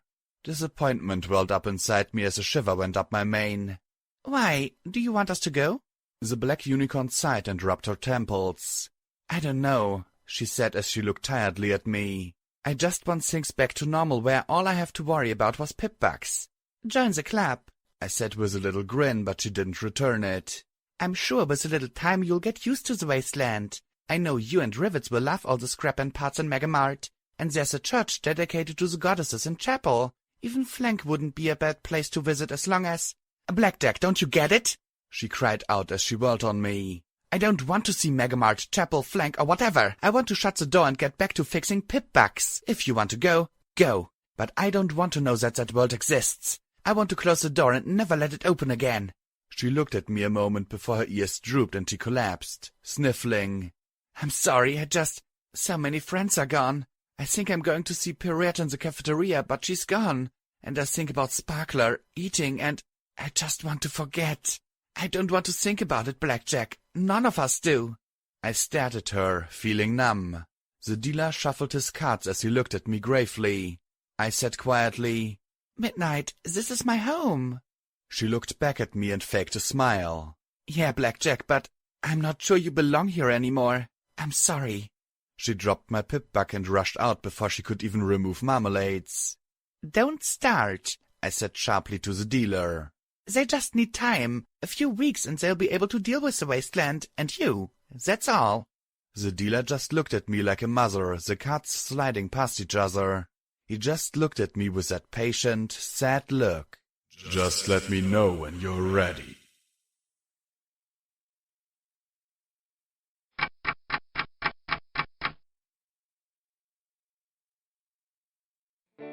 P21 was right. It was turning into Flank all over again. My friends all found themselves increasingly isolated. Lacuna walked like a purple ghost through the halls, scattering the stable ponies in her path. Even with wings hidden and minigun put away, they avoided her like death itself. Rampage found herself consumed by boredom as she tried to engage stable ponies and found them shying away. Even Glory was forced to spend more time with me than with ponies she wanted to heal. Was a Pegasus really so aberrant? Most tragic of all, P21 found himself shunned by the males he'd hoped to save. He was P21, and so he was dead to them. It wasn't that the ponies were entirely ungrateful. There were dozens of small parties and impromptu celebrations between surviving friends. The slain were mourned and the overmare cursed, but we weren't a part of it. I'd hear the laughter and the talk, but it all died the second I walked through the door. Then every pony would look awkward until we left again. They didn't know how to deal with us. It was like they were waiting for the moment when we'd turn on them. Even Midnight was avoiding me. Rivets became the de facto overmare. I tried to spend every minute I could convincing her to send ponies to Megamart, trade for things the stable needed. I even echoed Bottlecap's little trade will save the wasteland speech, but the Grey Earth mare just muttered and gave a half-hearted, we'll see. I looked at my friend, sitting there behind her desk, looking drawn and spent. Rivets, you can't keep Stable 99 bottled up anymore. The systems are falling apart. She rubbed her bloodshot eyes. You sound just like an overmare. She slapped her hoofs down on the desk. Do you think I don't know this stable, Blackjack? I know every pipe, every wire, every talisman, everything. I don't care what the data says. We can keep the stable going for 2 more centuries if we have to. But I began, but she laughed. It made my mane crawl to hear that coming from the cool mare. She rocked back and grinned at me. The stable is fine. Sure, things have been breaking down since the incident. The first one. But we've been fixing them. Every overmare since then has been sure that tomorrow we'd all die. she said, her eyes narrowing and her teeth grinding. "But I know what the stable can do, what we can do, so don't you come in here telling me my job. I'll fix Stable 99 without having to set hoof out in that great open..." She shuddered violently. Apparently, I wasn't the only pony who went all oogly from that white, empty... Ugh. I took a deep breath, trying to get her to understand. "Rivets, it doesn't have to be this way. I know you don't like the outside, but..." "No, we've lived this way for over a century, safe and secure," she shouted. Then she took a deep breath and settled back in her chair. "Sorry," she began, her voice softer. "I guess you're still just trying to help, but you've got to understand that you've already done everything we need. The ponies here don't want things to change, and neither do I. We don't want to trade, we don't want to explore, we don't want to set hoof outside at all. We want to shut the door and go back to the way things are supposed to run. You were a good security mare and you have done a lot for us. But if you keep trying to cause trouble, I'm going to have to ask you and your friends to leave, understand?" I tried to think of some new argument to try, but my mind came up blank. After a few moments of thought, I just gave a resigned nod. "Good," she said, rising. "Now, if you'll excuse me, I need to meet with some other maintenance ponies about keeping the stable running."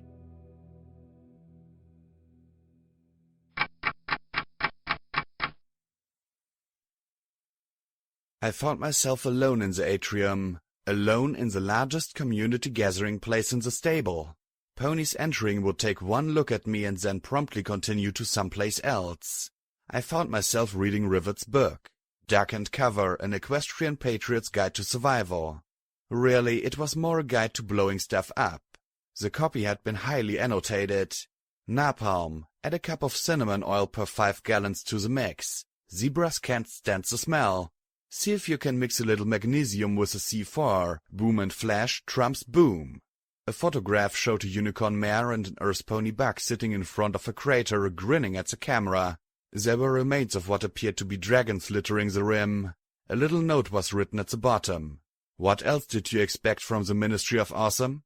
I smiled as I flipped through, looking for other little notes.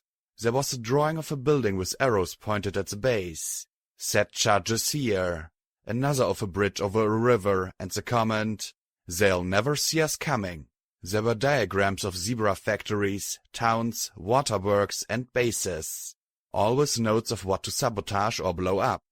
A little photo in the back displayed a dozen mares and 3 bucks posing together. Ministry of Awesome Group Pounders. We bring awesome to Earth. I blinked at the picture and the one lonely Pegasus in it. Jetstream sat with a half smile surrounded by grinning unicorns and earth ponies. Saw Rainbow Dash talking with the director today. Didn't seem happy. Too much peace talk. Too much ending the war rather than winning it. Goldenblood seems certain we're going to win, but I can't tell if he was blowing smoke up Dash's butt or really believes it. Sometimes it feels like the war is going to go on forever. One picture showed what I thought was a distant sunrise, but the spherical shape was wrong. And it was in front of the mountains rather than behind them. Trottenheimer's megaspell goes boom. We're out of a job. The last black and white picture in the back showed the mare and buck sitting outside the entrance to Stable 99. A young, crying unicorn was cradled in the unicorn mare's hooves. The note on the back read, "End of the world time, we'll be back. Cartrick's now playing security and I'm fixing machines instead of breaking them. Cartrick took the kid when her mom's pass was denied. Said she couldn't reach Stable 90 in time. No one says no to Trick." I smiled as I pulled out Vigilance. Card Trick, Tarot, Little Poker, Full House, 52 Pickup, Straight Flush, Aces, Royal Flush, Bridge, Hearts, Gin Rummy, Go Fish. Go Fish. I felt an odd little chill run through me. I hugged the pistol to my chest, feeling a connection to a mare I'd never imagined and a mother I'd never appreciated till it was too late.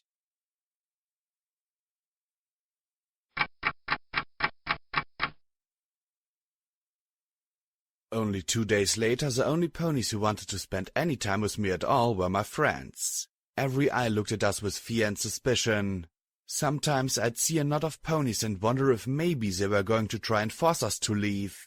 We were reminders of the outside world, alien and dangerous. I was healed up, Glory had gotten her AER-14 to work. Rampage had extracted the chains with the assist of a winch. The less I knew about the details, the better. And Lacuna kept looking at me expectantly. I just knew the goddess was waiting to call a favor due. P21 didn't even try and talk to the males anymore. He was sleeping on my couch. Eventually, Lacuna excused herself. She'd wait on the surface. I suspected she needed a good dose of enervation to put some distance between herself and the goddess. The third day after the attack, I woke to find a petition taped to my door. Request for Blackjack and Company to depart the stable. I counted 100 names before I gave up. Midnight was right there on the first page. I curled up with Glory on my bed, the papers tossed aside as I nuzzled her neck. We'll go tomorrow. I'm sorry, Blackjack. I know what it's like to want a home, Glory said softly. She knew far better than I did. I held her a little more snugly now, knowing what she'd lost. Mom was dead. My old friends were dead or had decided I reminded them of things they wanted to forget. My new friends were unwelcome. It was time to go.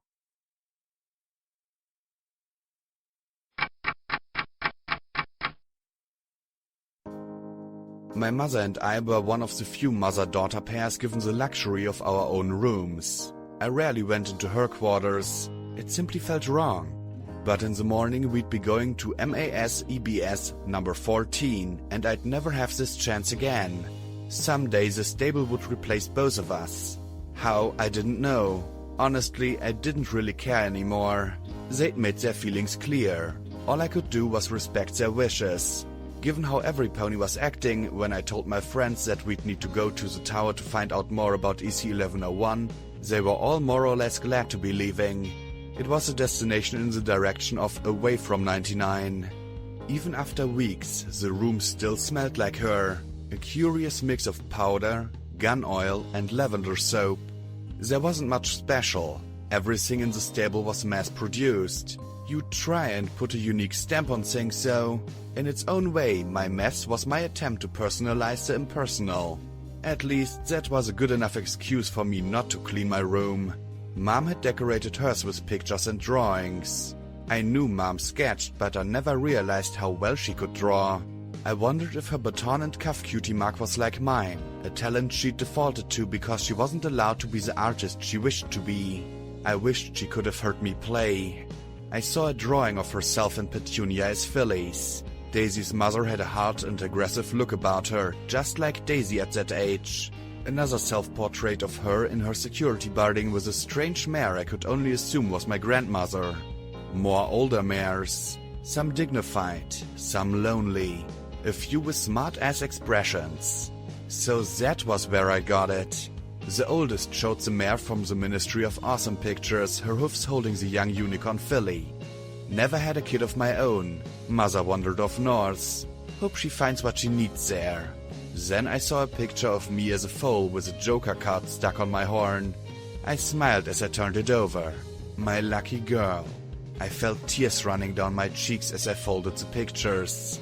I was lucky. Luckier than I deserved. I just wish I'd appreciated it when it could have meant something.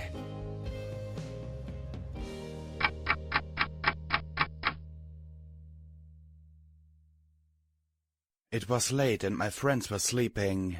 My internal clock told me I needed to be doing a patrol just now, and odds were that I was the only security mare left in the stable. I knew I wasn't going to be sleeping and, odd as it was, I wanted to do one last sweep of the place. Tomorrow I'd have Midnight swap Marmalade's pip-bug for my own and we'd be off, this time forever. We'd saved Stable 99 as much as it wanted to be saved. Just like Flank. I trotted along the maintenance levels, hearing a few late celebrations in distant living quarters I knew better than to try and attend. The laughter and giggles tugged at me though, and I still wished I could share in the festivities. I made my way down to the humming halls of the maintenance and utility levels instead. My hoofs were so familiar with the paths that I could let my mind wander as I walked along.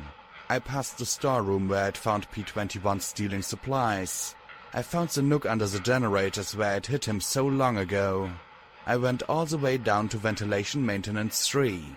It hadn't been cleaned up. My blood was still dried on the table and cards were still scattered about.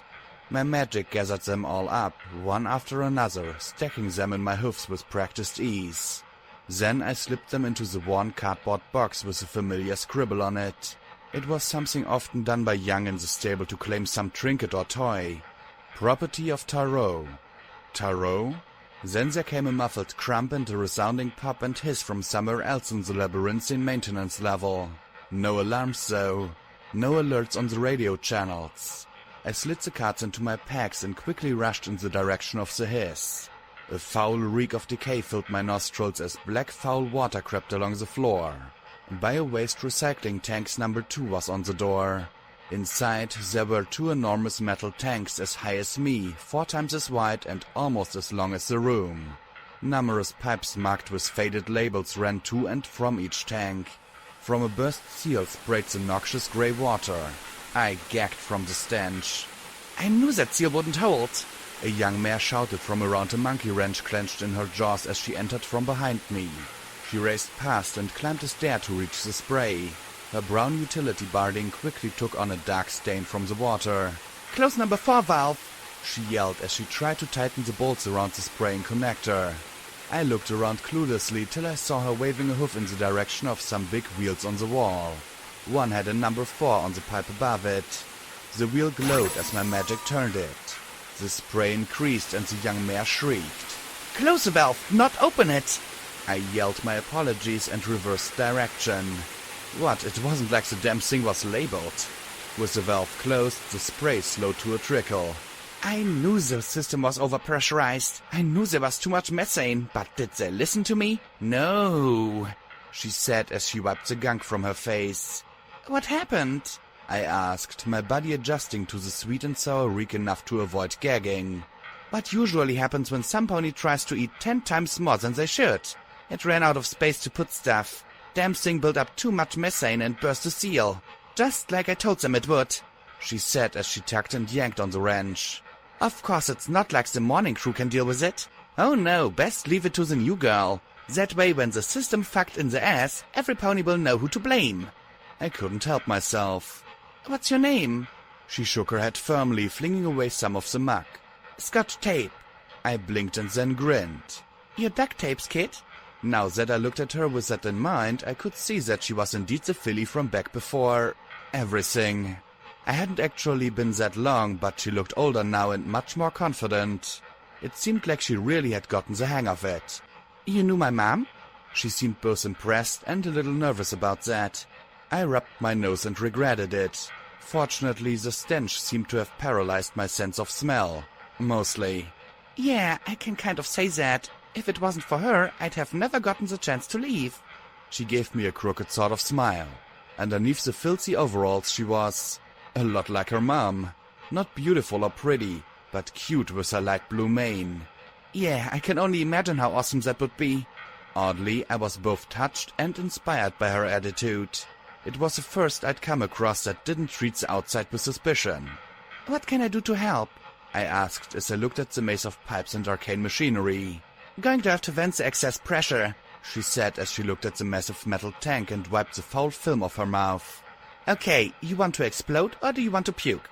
What the kind of hell of choice is that? I asked, wondering if I should run and get rivets. Not explode. Open the valve marked purge and say goodbye to your lunch, she said grimly as she pointed at a large, open-ended pipe at the base of the tank. She hopped down to one side and I stood on the other. Together we struggled, and then there was a pop and a hiss, and black foamy water began to spray out. The reek was so intense that I doubled over and gagged, puking into the sludge spraying out around our hoofs. Yeah, nothing like bio-waste and digestion talismans, she said as the flow continued for several minutes. Then she rapidly wrenched shut the valve. The flow cut off, the knee-deep fluid dropping as it spread out into a nasty tide of goo. The mare sludged through and turned on the vents to full blast. Okay, now we probably won't blow up. Probably. Lots of methane coming from these digestion vats, though, and best not stand in it too long. She gave me an insolent grin. Though when this smell hits the living quarters, you know morning shift will finally be down here to do their damn jobs and not leave it up to the new girl. You got a hell of a way to get help, I said, spitting out a chunk. She gave me a friendly grin back. The first I'd received in days. Serves them right for dumping me down here while they have fun upstairs, and being bottom of the pile means they can't bust me any lower. Dark lumps appeared on the floor. The sludge slowly receded and my mane began to itch. Badly. What is that? I asked as I lifted one lump with my hoofs and stared at a broken half of a skull. Oh no. No. Rivets. What have you done? The lumps were the bones of ponies. Dozens and dozens of recently killed ponies. The mayor looked at what I held with a shiver of disgust. Yeah, I guess I thought the recyclers would be up to it. I guess the old grey mare was a little pissed with that security, what's her name? Told her to dump them outside. It's been blowing seals and filters for days though. Sending a body through is no big deal, but dozens? Forget about it. For the last 3 days, Stable 99 had been gorging themselves on disease-infested food. My legs went weak as I slumped against the wall of the tank. Have you been eating the food above? Me? No time. Rivets dumped evening and night shift on me. I haven't even seen my bed since the liberation happened, she said sourly. Been eating old boxed shit. Why? She saw my face and concern bloomed in her eyes. It made sense. Like. None of my friends or I fit in. This mare wasn't infected. We were being driven off and isolated. I gave her a tired smile. Listen, you want to do the stable a favor? My friends and I are going to be heading out soon. Really soon. There's a place called Megamart that's got tons of stuff the stable needs, and Rivets will need a maintenance mare to get it. Want to come along? It'll get you out of cleanup. She looked at me skeptically. Are you serious? Outside? Like outside? I'm serious, I said with complete sincerity. Get anything you need and meet me at the stable door. You have 10 minutes. Don't eat anything. Nothing. Do you hear me? She stared in shock, then nodded. 100 raiders had devastated a corner of Huffington. What would almost 4 times their numbers do?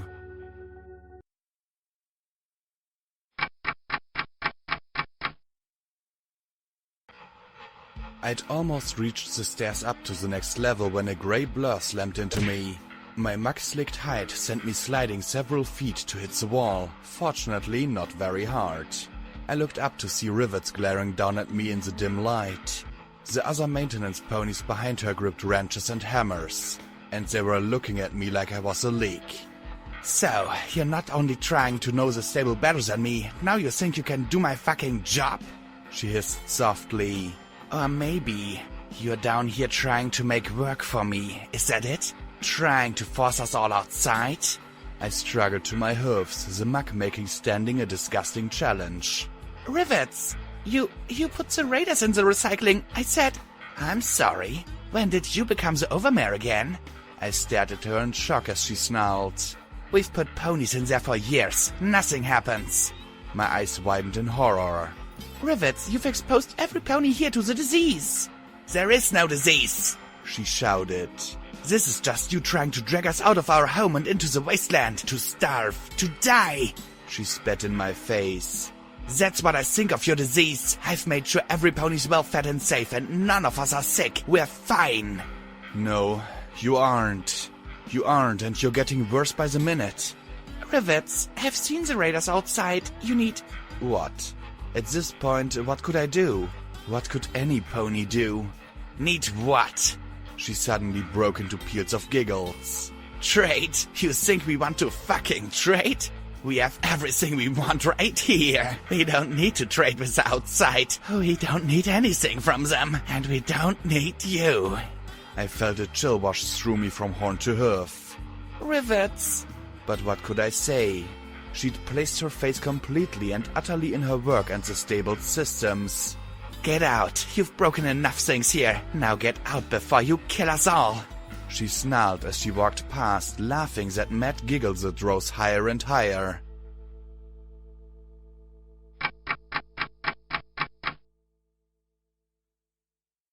I stopped only long enough to shower the majority of the gunk off myself before I returned to my quarters. Every pony, get your stuff together. We need to get going now, I said softly.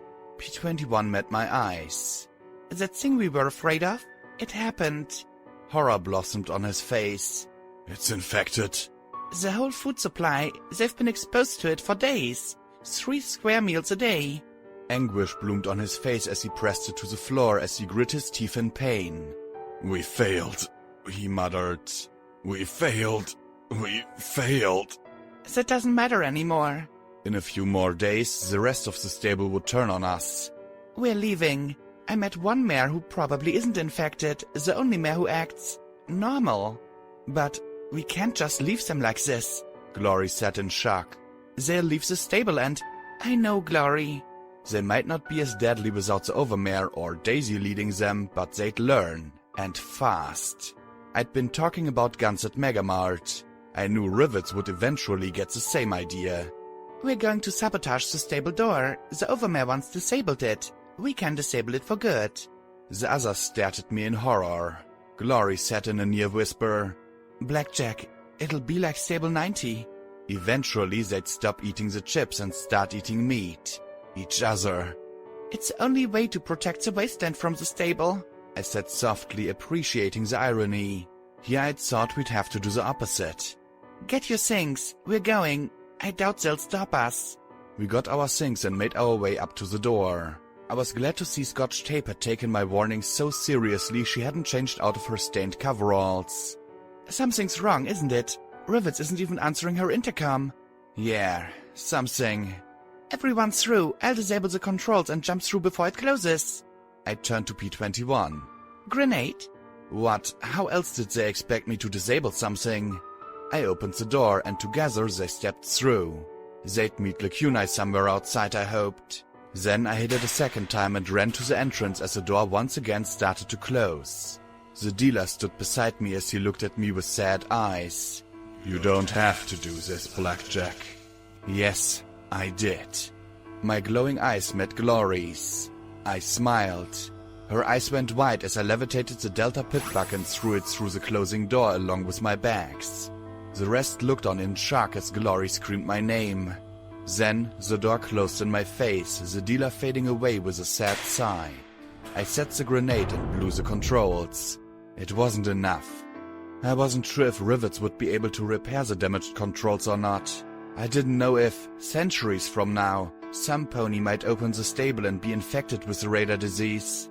And I knew there were dozens of foals who didn't deserve the slow and painful death of the murder, starvation, and horror that was to come. No pony here deserved what they were about to get. Except me. There was only one way to save Stable 99. That way came with a price I had to pay. I made my way up to the secret passage to the Overmare's quarters and carefully locked the door. Then I accessed her terminal, still locked in from the days before. Ventilation control. Activate all air talismans. Warning. Compromised air purification talisman detected. Do you wish to proceed? Y-N-Y. Security at Concur with password.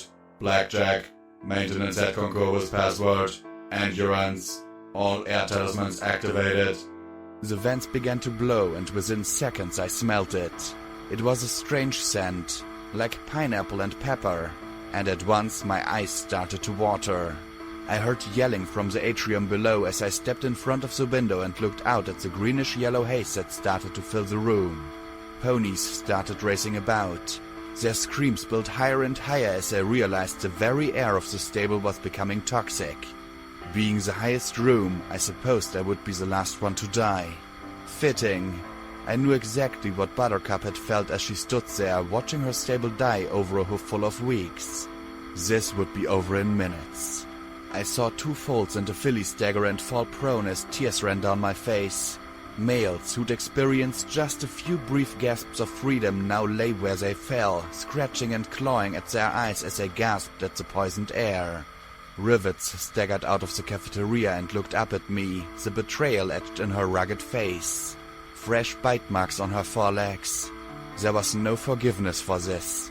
No atonement. Midnight staggered out onto the atrium balcony, her eyes already starting to yellow as they stared at me in rage, even as she slumped against the metal rail, fighting to breathe as the poison gas built. No pony would ever set foot in Stable 99 again. A minute more and it'd be over. My eyes watered and my lungs burned. Suddenly, there was a purple flash behind me and I heard the goddess's voice as clear as day. We had a deal, Blackjack. No! No, no, no, no! I screamed as she wrapped her hoofs around me. I blasted her purple hide with magic bullets. Blackjack, you murderer!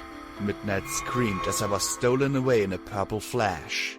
The word echoed endlessly in my mind. The only death I couldn't give was to the only pony who deserved it. Myself.